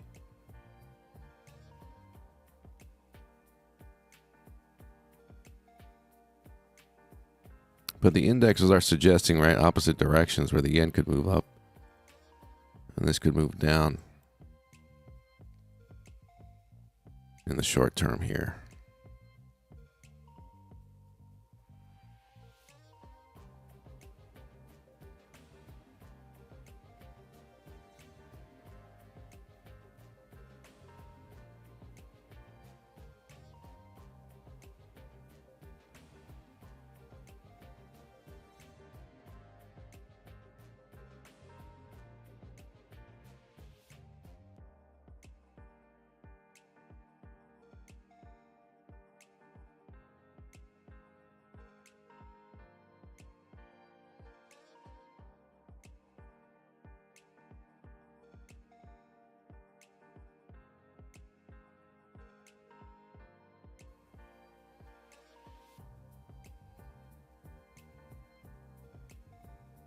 Hello, Mr. Japar Effects. How are you?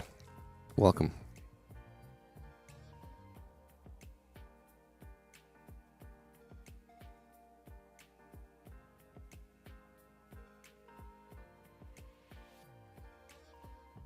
What have we got in here today? 27. Ooh, we're breaking YouTube now. Blowing up. If you're new, welcome. We're here Tuesday, Wednesday, Thursday for the most part.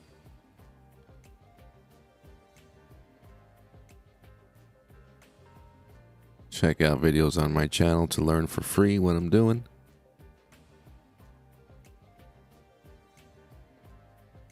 Good.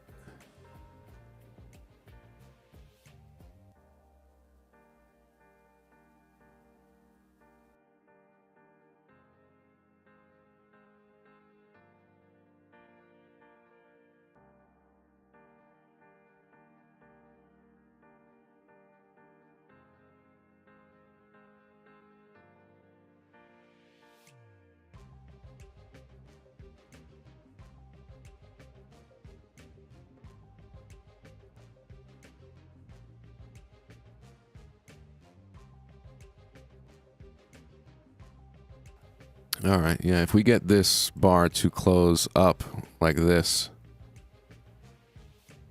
we're basically looking at the 14 EMA Morningstar pattern, right? I'm not like a pattern guy, but that one does show up a lot there. Wider spread down, small, close in the middle, and start to pull away. It doesn't always happen in 3 candles. You could sit there a little bit and then do it. But if it wants to be really clean and just do its thing and keep going and say, yeah, the pattern's there, then we close up a bit wider and get on our way.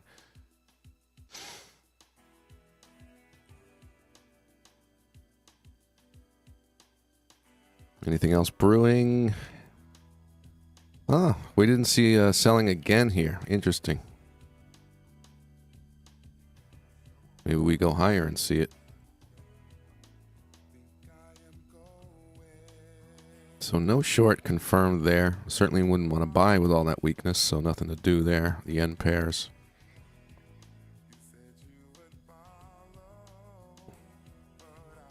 Pound dollar really stuck in the middle of the range. It's been since London Open, right dead center. Wouldn't want to touch that. Have I mentioned I don't like the middles of ranges? The middles? The middle. No good. Say it every day. Good morning, good morning. Welcome if you're new. We're here Tuesday, Wednesday, Thursday. We're doing it live. As you can see, we're completely blowing up on YouTube with 24 people. Taking over. We're out here.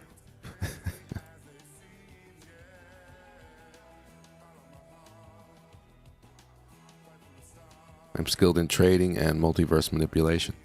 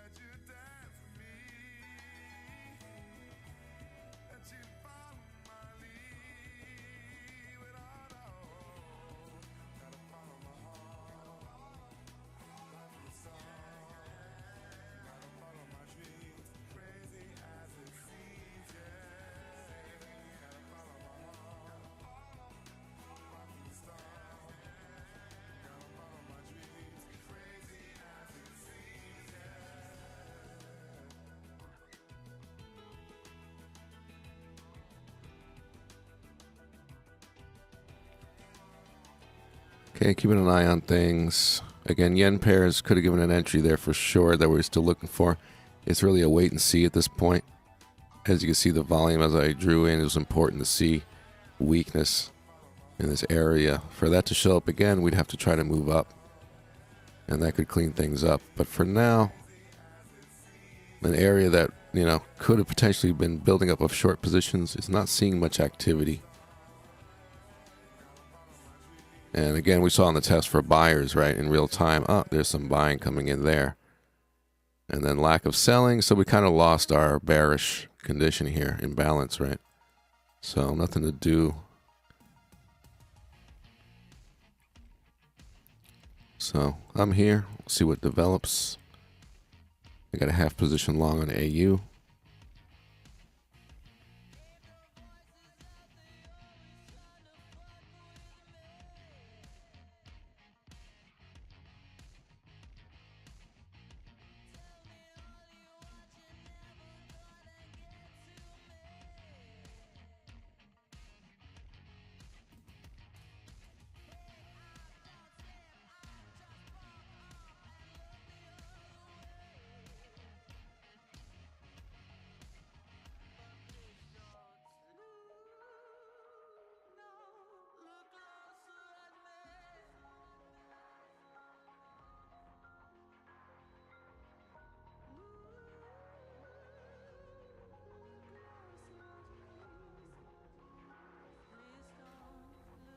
What's the trick? You got to draw it, right? Ask and you shall receive or something, you know. One of the sounds good to me. Don't draw any resistance here. Don't want to do that.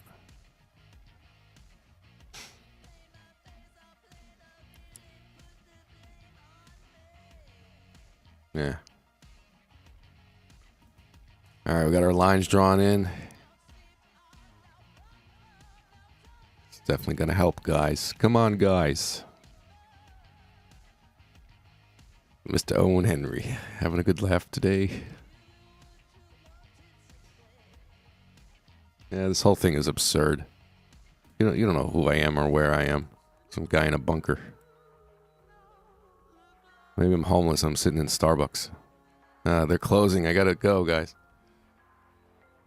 It's all the lines. You tell the chart what to do and it will follow, says John. Yes, that is the secret. Wait, maybe I need to make it thicker? It's not listening.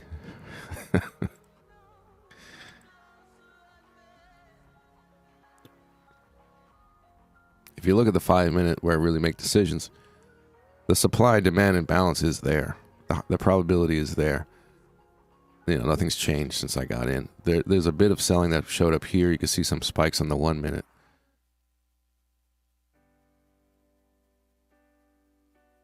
But it's pretty flat on the 5. And with all that buying, you know, we could just be having to sit through this pattern.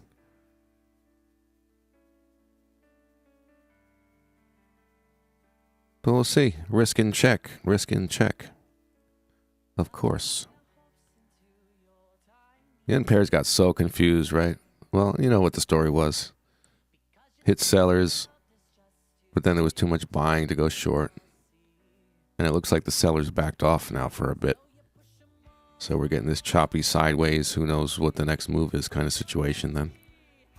So we understand what it is.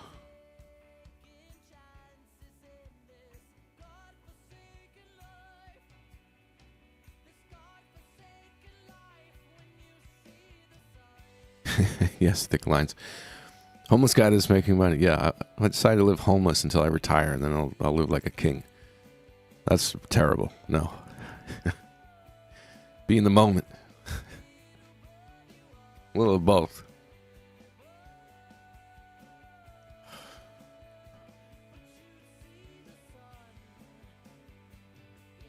What song do you want, guys? I got 13 of them in rotation. Oh my god. I gotta add some more. You don't want this one again, do you?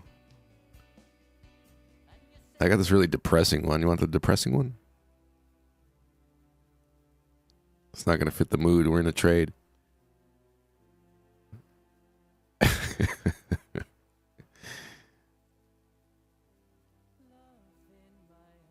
Slipknot. Yes, I will get a copyright strike, but there you go.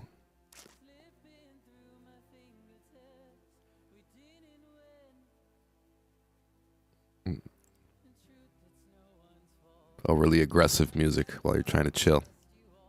Hey, whatever works.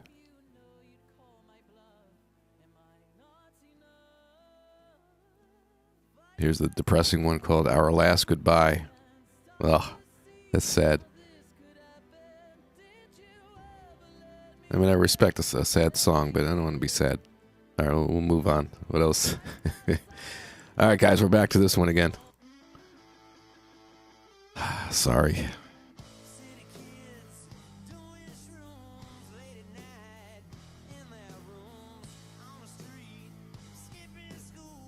No, depressing one. No. Yeah.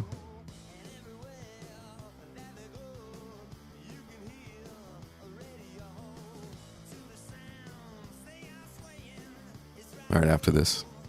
We wait till after the trade. Gotta keep the energy up. Come on, guys. Get excited, guys. This trade's for you. Not for me. It's for the 24.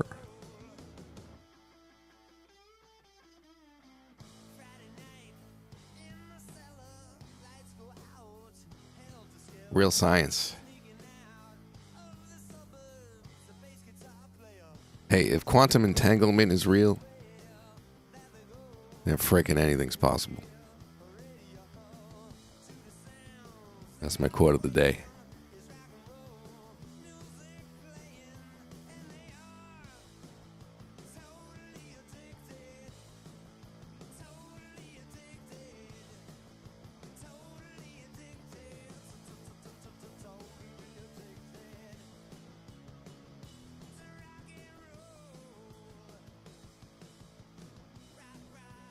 All right, is this guy stalling? Like, for real? What are we doing?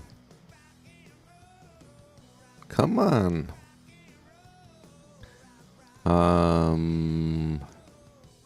Yeah, so we saw high volume, and we're just going sideways.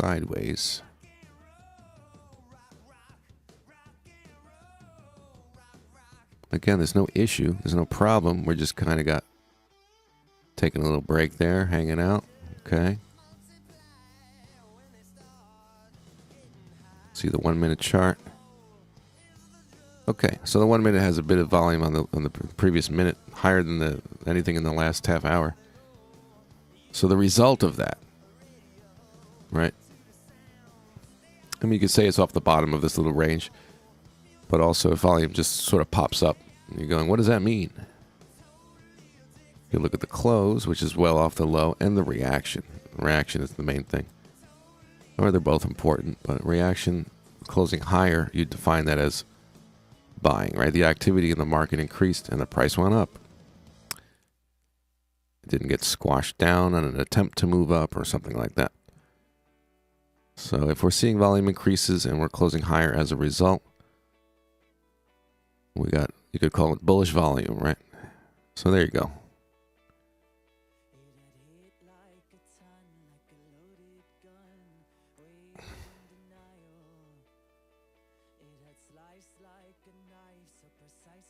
Did you miss entry? I have a half risk position long AU. But you're not allowed to take it if you didn't sit here for 2 hours bored listening to me being silly. You haven't earned it. All right, you can do whatever you want. Pete, there's always the comedy club if effects fail. Oh, God. Hell no. What's the difference between, all right. How many traders does it take? Okay.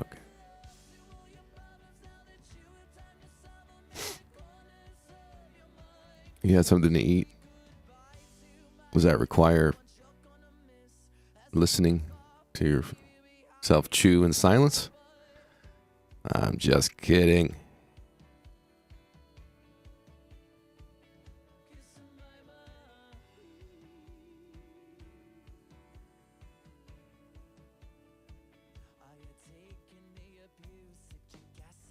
Well, we got a little good information while we're sitting here in this trade, but just a little bit of something. We're not really moving.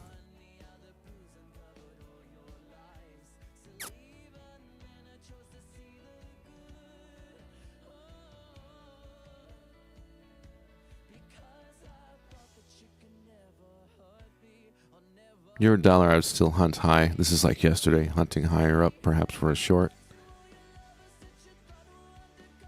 GU, so rangy, stuck in the middle of the range for the entire London session. Nothing to do there. This, we've been following the story. Found some supply and kind of just died out. No clear response off of that. Lack of demand or anything. Continuous selling. It just kind of just got flat. So could have had a yen trade short or something, but nothing at the moment.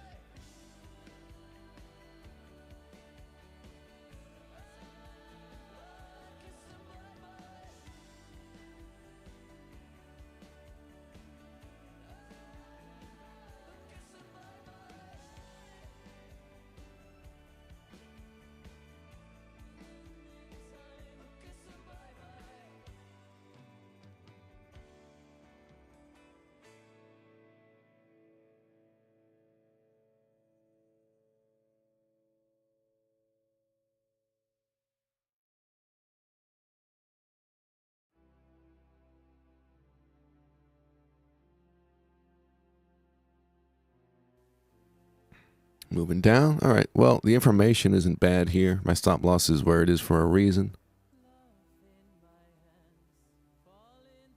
If I saw bad information like weakness or something terrible here, I would just close it or trim it down. But listening to the chart, risks in check anyway. It's a small position.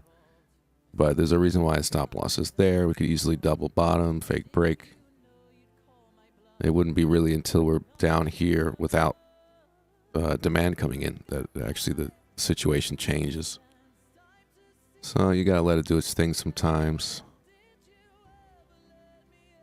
It's not really like a scalp or anything where it's supposed to go quickly. But managing according to what I'm seeing, no issue. We'll just keep that line there. Huh?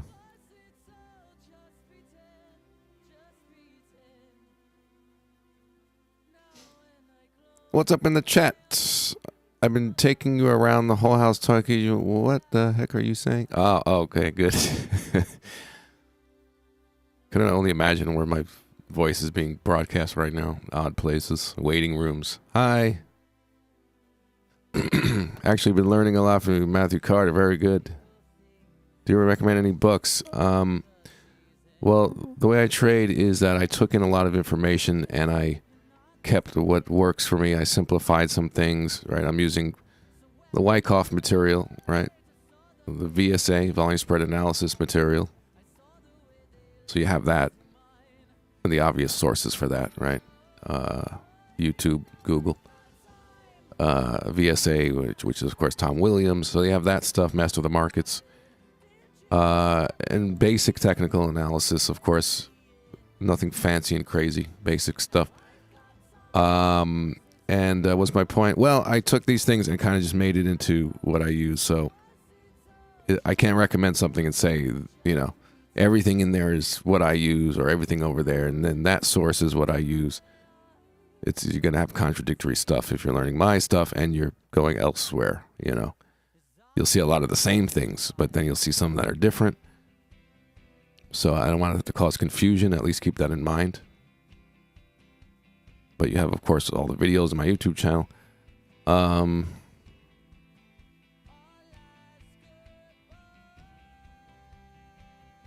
Yeah, that's about it. So, no.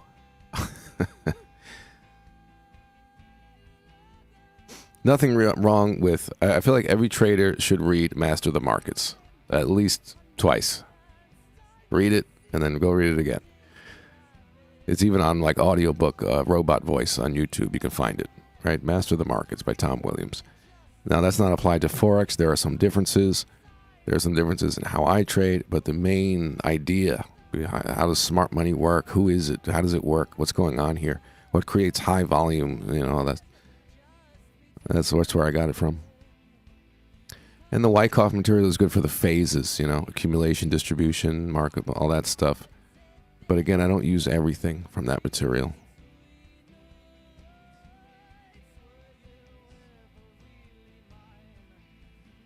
I do have a course. Thank you, John. Oh, can I do a plug? I'm allowed, right?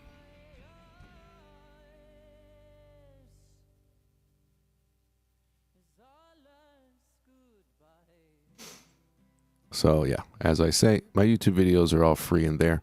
But if you'd like to learn my stuff in an organized way, let's start from the beginning, and it's all laid out, organized in a good order, and covers every last detail and organized. Then, yeah, there's the course if you're into that. G Fuel discount code, Pro Traders Club.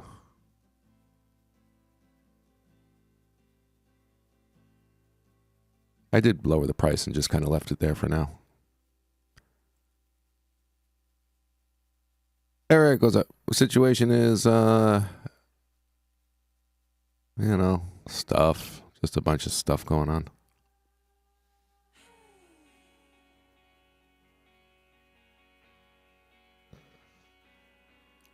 What was it after, it was Family Guy. After Stewie crashed a truck. He created some disaster. I forgot what it was. And somebody asked him, hey, what's going on? He goes, just a bunch of stupid stuff. So I have a half position long on the AU. If you didn't sit here for 2 hours bored, then you didn't earn the entry, but there it is. 6869 is my stop, allowing for double bottom fake break. We have high demand, low volume supply. Entry, sitting through a little pullback. London hour trade did not set up. And you can see the pound dollar's not going anywhere since London opened, stuck in the range. This guy, right, didn't give a long entry on the break because there was too much supply coming in. So no long entry there. I'm fine with that. And not consistent supply, lack of demand where I'd want to sell. So there's no trade. I wouldn't mind a pop up and a sell as we get into New York session. Again, we turned bearish generally yesterday. So we have this projection of possibly selling higher later, similar to yesterday.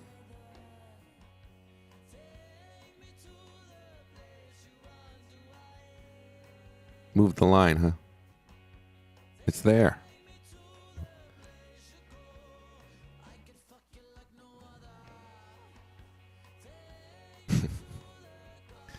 Well, that's considered a strong bar with the volume up and the close in the middle, but we want a higher reaction. What's happening? This was the supply that came in once I got in, threw a little wrench in the situation. There's one little 1 minute thingy, but man, it's giving us problems. Here's all the demand. And like I say, I can let it double bottom, fake break, and stay in it. Otherwise I get out. Keep the line here though, right?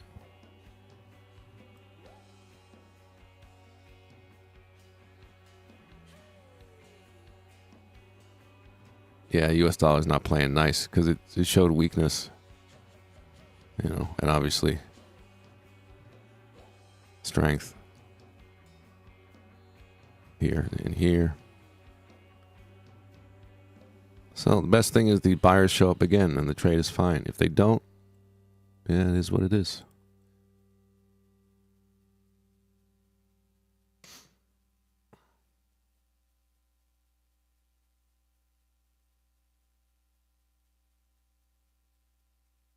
Also, the yen looked like it was doing that. Well, as I was saying, the weakness came in on the yen pairs. But you see the yen itself with strength and then kind of confirming, and then we're not doing anything. So it's like these high volume things that showed up are not leading to anything. Which is rare at this time of day. You get high volume, you get something go on as a result. So that's a little unusual. All that volume with no result at this time of day.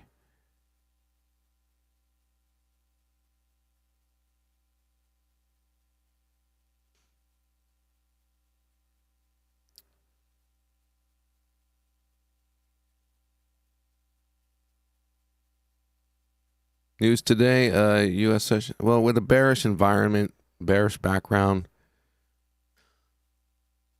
it's going to tend to have their down moves off of at the U.S. Open. So I feel like it's most likely that. But, you know, I'm not positioning, anticipating that. We'll see what happens. But, yeah, I feel like that's most likely.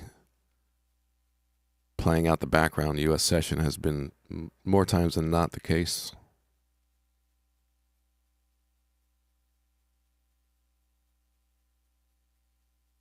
Zero, it'll move in 10 minutes. Hashtag trust.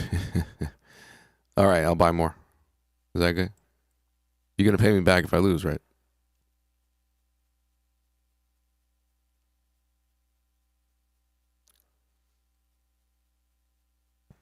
All right, sounds good.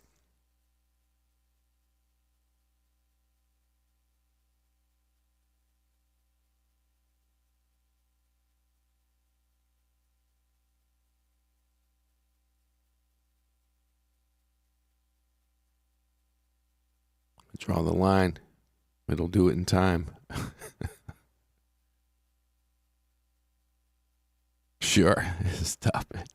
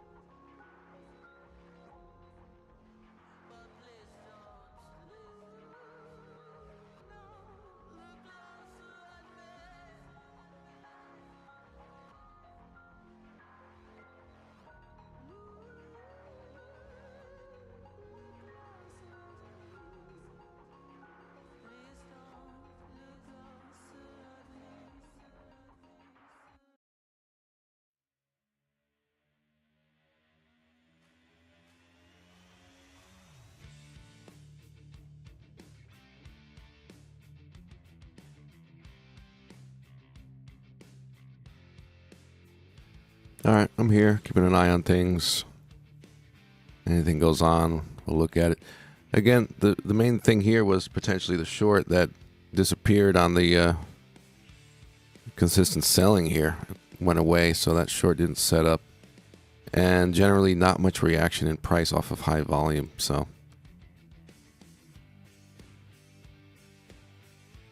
really waiting for the next move and what it wants to do. It could again pop up and show weakness. Could show weakness. And that would bring it all together, right? Weakness, weakness again into new high ground, and then lack of demand. So it's still possible. Again, if these things just break out and the weakness isn't there, we're trending up. That is what it is for now. Looking for a scalp. Maybe it moves up till the US Open and then it turns.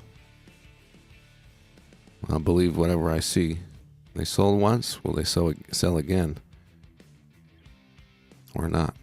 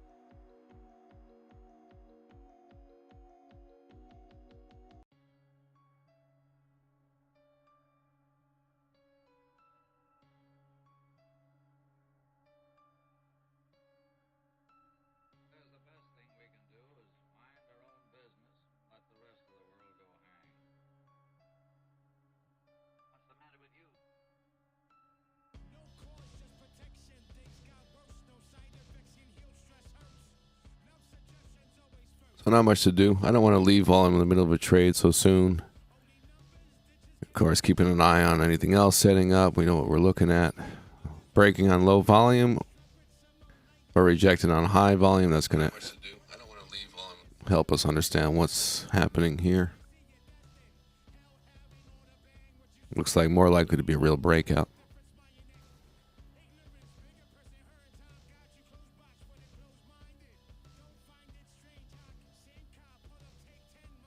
And that ever important 618, we're breaking that. Not getting weakness. We're likely going to be trending up for a bit. Like I said, maybe come down. US session. So we got through that area. It seemed like we're getting an answer.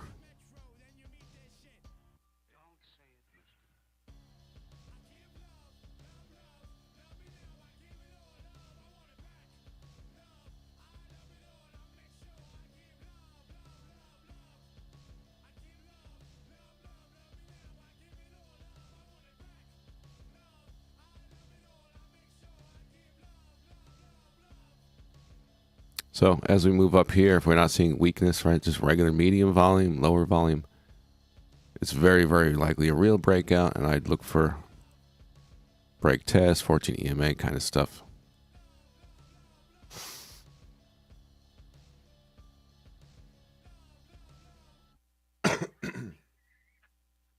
Look how many times it rejected the 14 EMA here.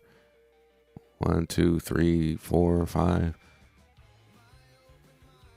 Weakness, couldn't do it, right? Off we go.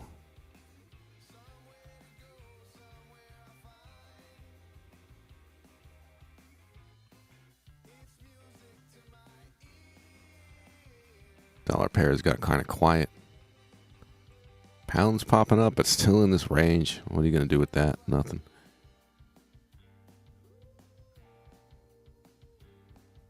Pound dollar.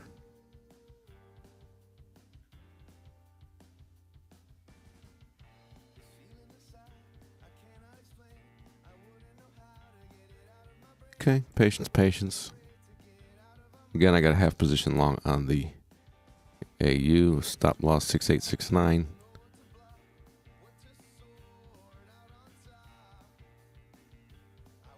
Euro pound. I don't trade that. I would not suggest trading it. I trade against the US dollar and the yen. I only look at it for information, so I wouldn't do anything. There's weakness. So it looks like it's playing out. According to the chart, the euro is going to be weaker than the pound here.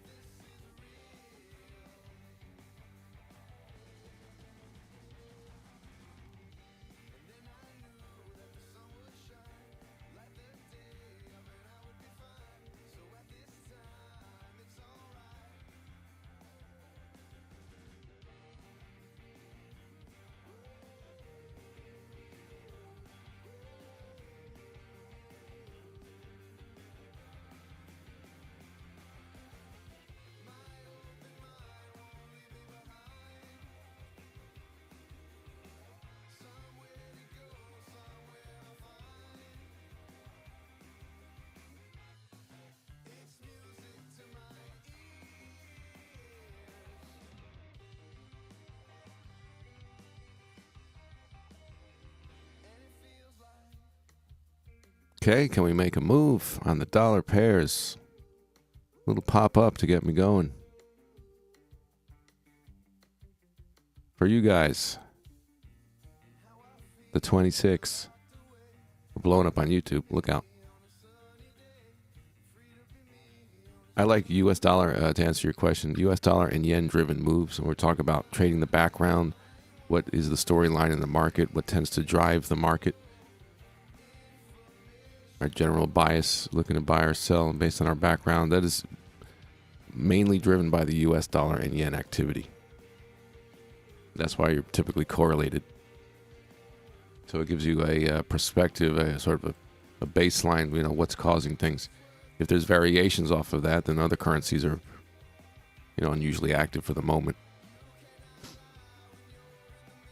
That's where the money is. That's where the clean moves are. Everything else is information for me. The high probability stuff is on trading against the US dollar and the yen.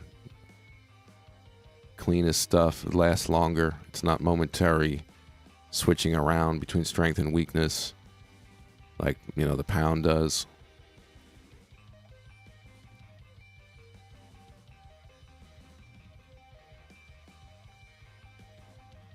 But that's part of the whole approach to the charts is the US dollar and the yen driving things, and what are they doing? Are they correlating, or are they doing opposites? And if the dollar and the yen are not doing anything, the whole market is really not doing much. It becomes very dangerous to trade anything. Not high probability. Yeah, I'm realizing how many people just trade frickin' everything out here. Come on, guys. With the spread and the shit. These tiny moves, and it's a side story. It's not the main event. It's not where the money is.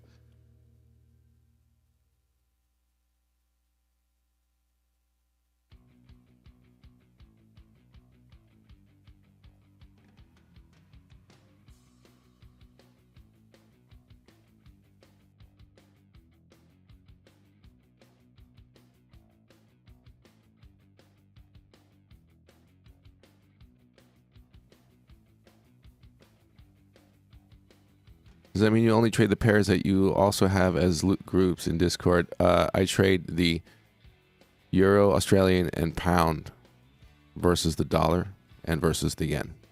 Anything else in there is just for discussion or whatever people want to do with that. I trade those 6 pairs.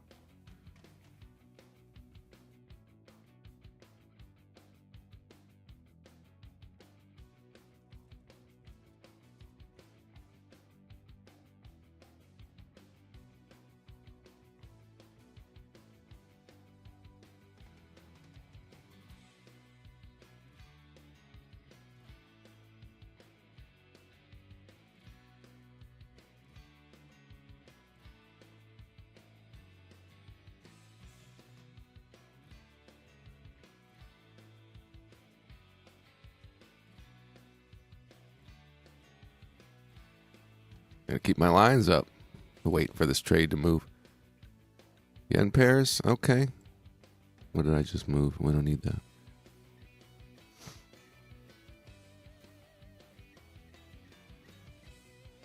Yeah, it's really just the pound, huh? Okay, yeah. EJ, AJ not moving, so. What's driving that move is the pound being strong. The yen itself is quite flat and doing nothing. So if you love the pound, you think it's great and it's going to the moon, okay. London hour trade here.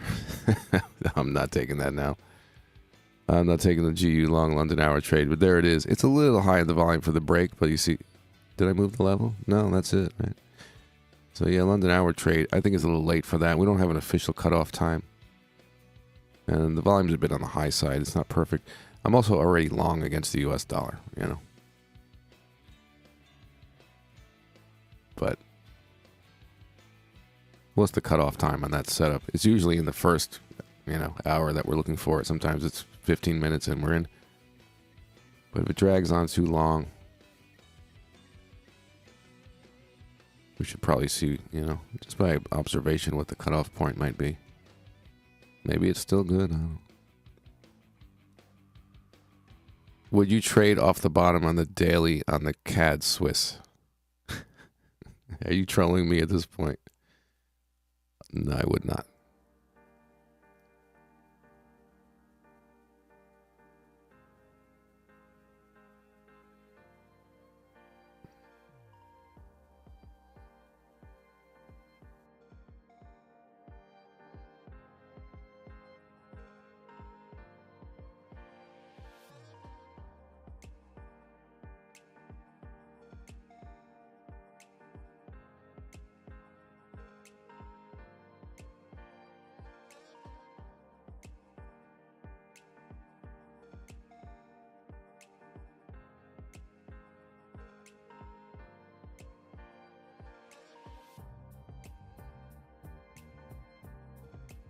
Good stuff, good stuff. That's a good one.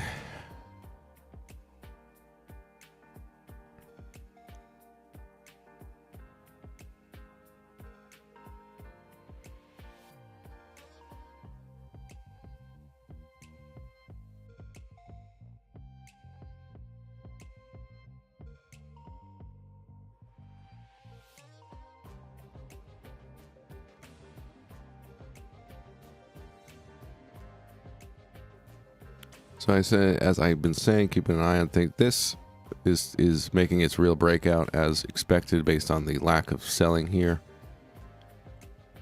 So the projection was that it was going to be a real breakout right now. Let's see if we get our topping off. The lower the better on volume. We got a real move. It's not a little fake break, right? Real move.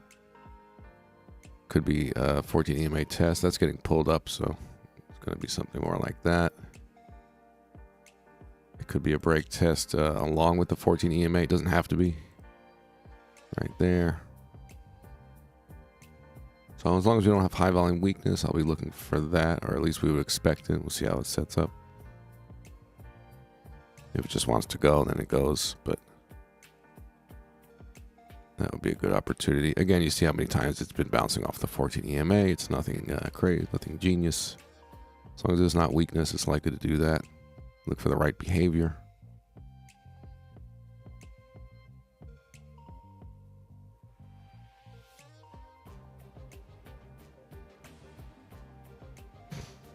Draw it and it shall be. So it says the voice. Draw it and it shall be. Okay.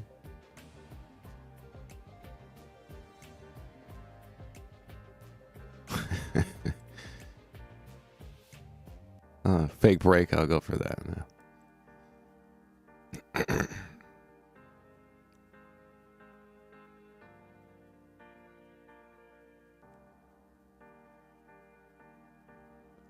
Yeah, man.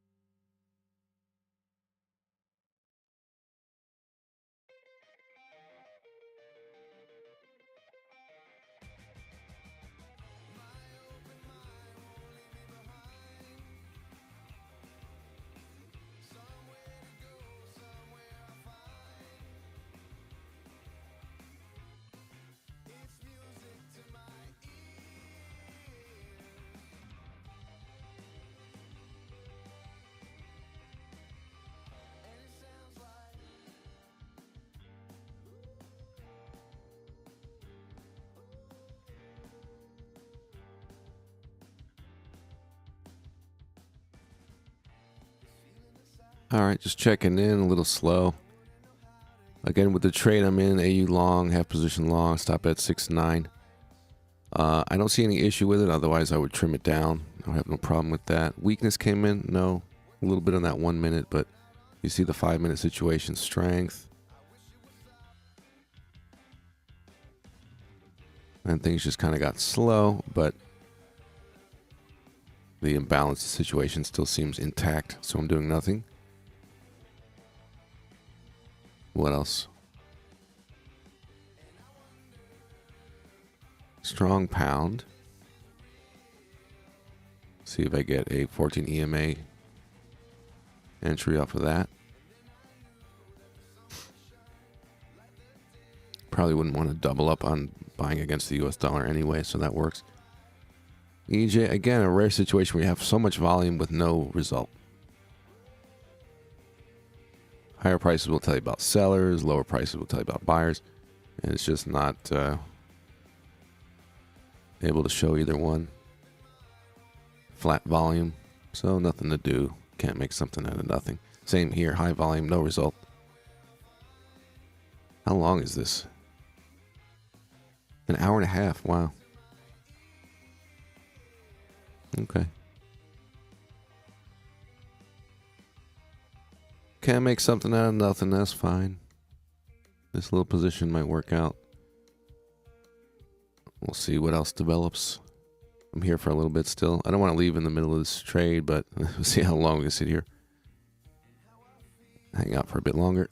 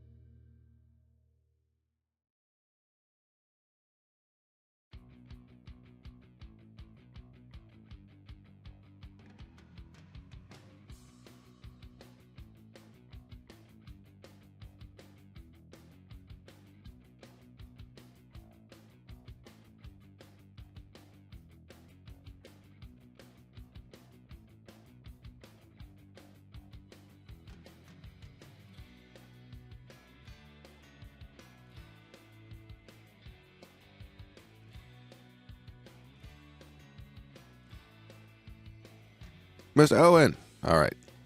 See you either if we do a surprise one tomorrow or on Tuesday. And yeah, I'll hang out for a bit. Mr. Owen. All right. Hang out for a bit longer. But yeah, I could always, of course, join the Discord if you're not in there and let you know how if I end up managing this trade. As I say, my stop is 6869 and if I go off and start doing other things, I could set a TP up around 97. 6897. I would at least 98 here. I would at least want that. That's what the trade is suggesting minimum.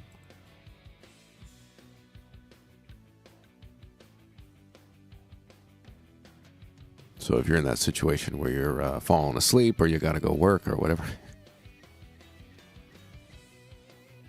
want to do a set and forget. Should at least get there according to the setup. We're just looking at the top of the range. Off of strength.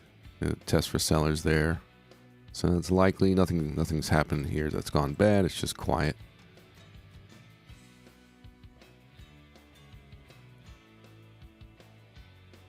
Made a higher low off of some volume, so all the information's fine.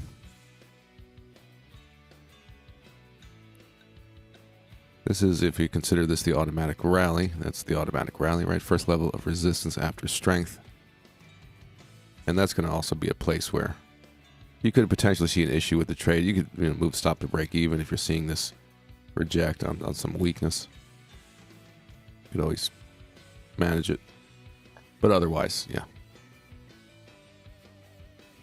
So you get a reasonable target at least here. If not more, who knows? Manage it. So that's my plan there. Yeah, man.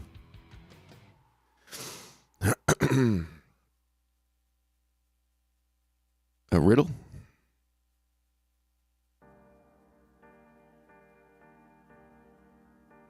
Hold on, what am I doing here?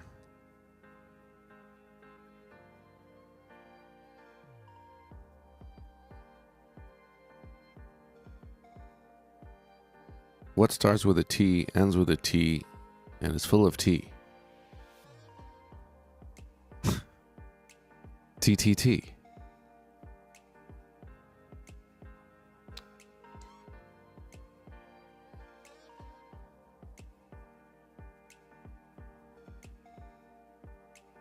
Why am I hearing chaos outside?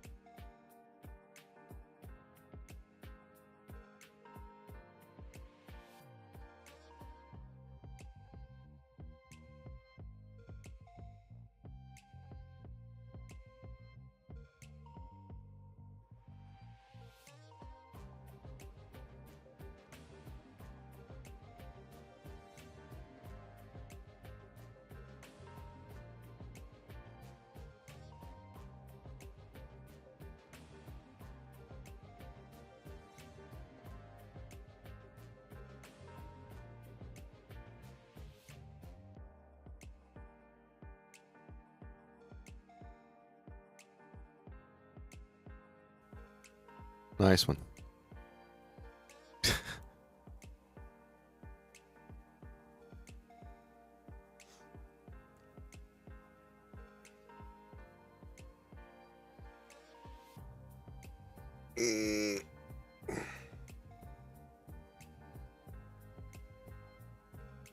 Oh, pound yen. Okay.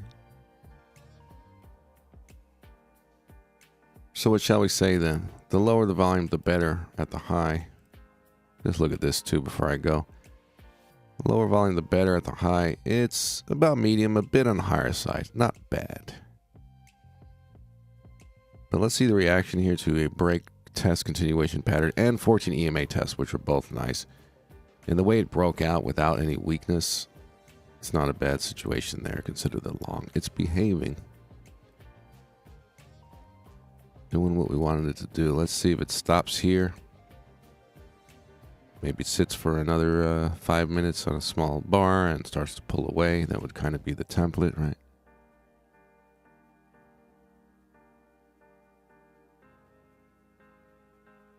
Basically back to the high of the day, going back to Asia. Would be a nice little move, if not up to fib and all that.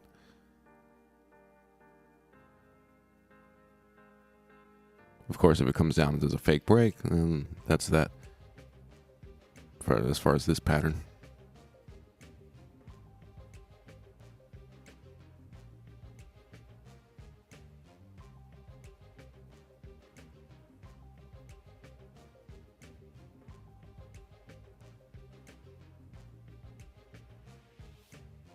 $6869. Allowing for the double bottom fake break. For me, that was 19 pips on a half risk position, so no regrets. I'm good with that. Risk in check.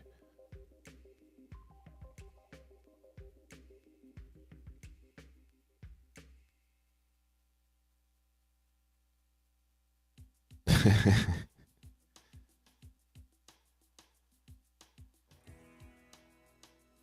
don't know, the charts for like 3 hours. Tough life, man.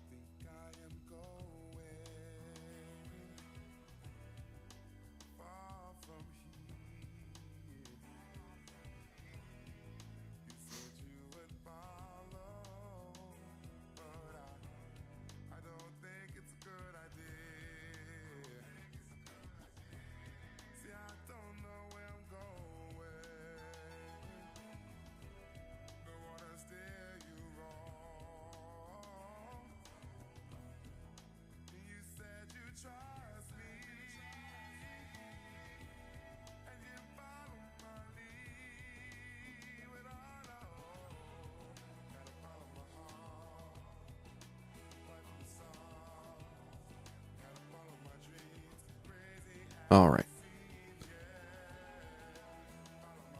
So I'm going to be doing something in a little bit, but I still have time, so I will be around in the Discord. So you know where my stop is on AU. We could talk about targets if anything starts happening with that.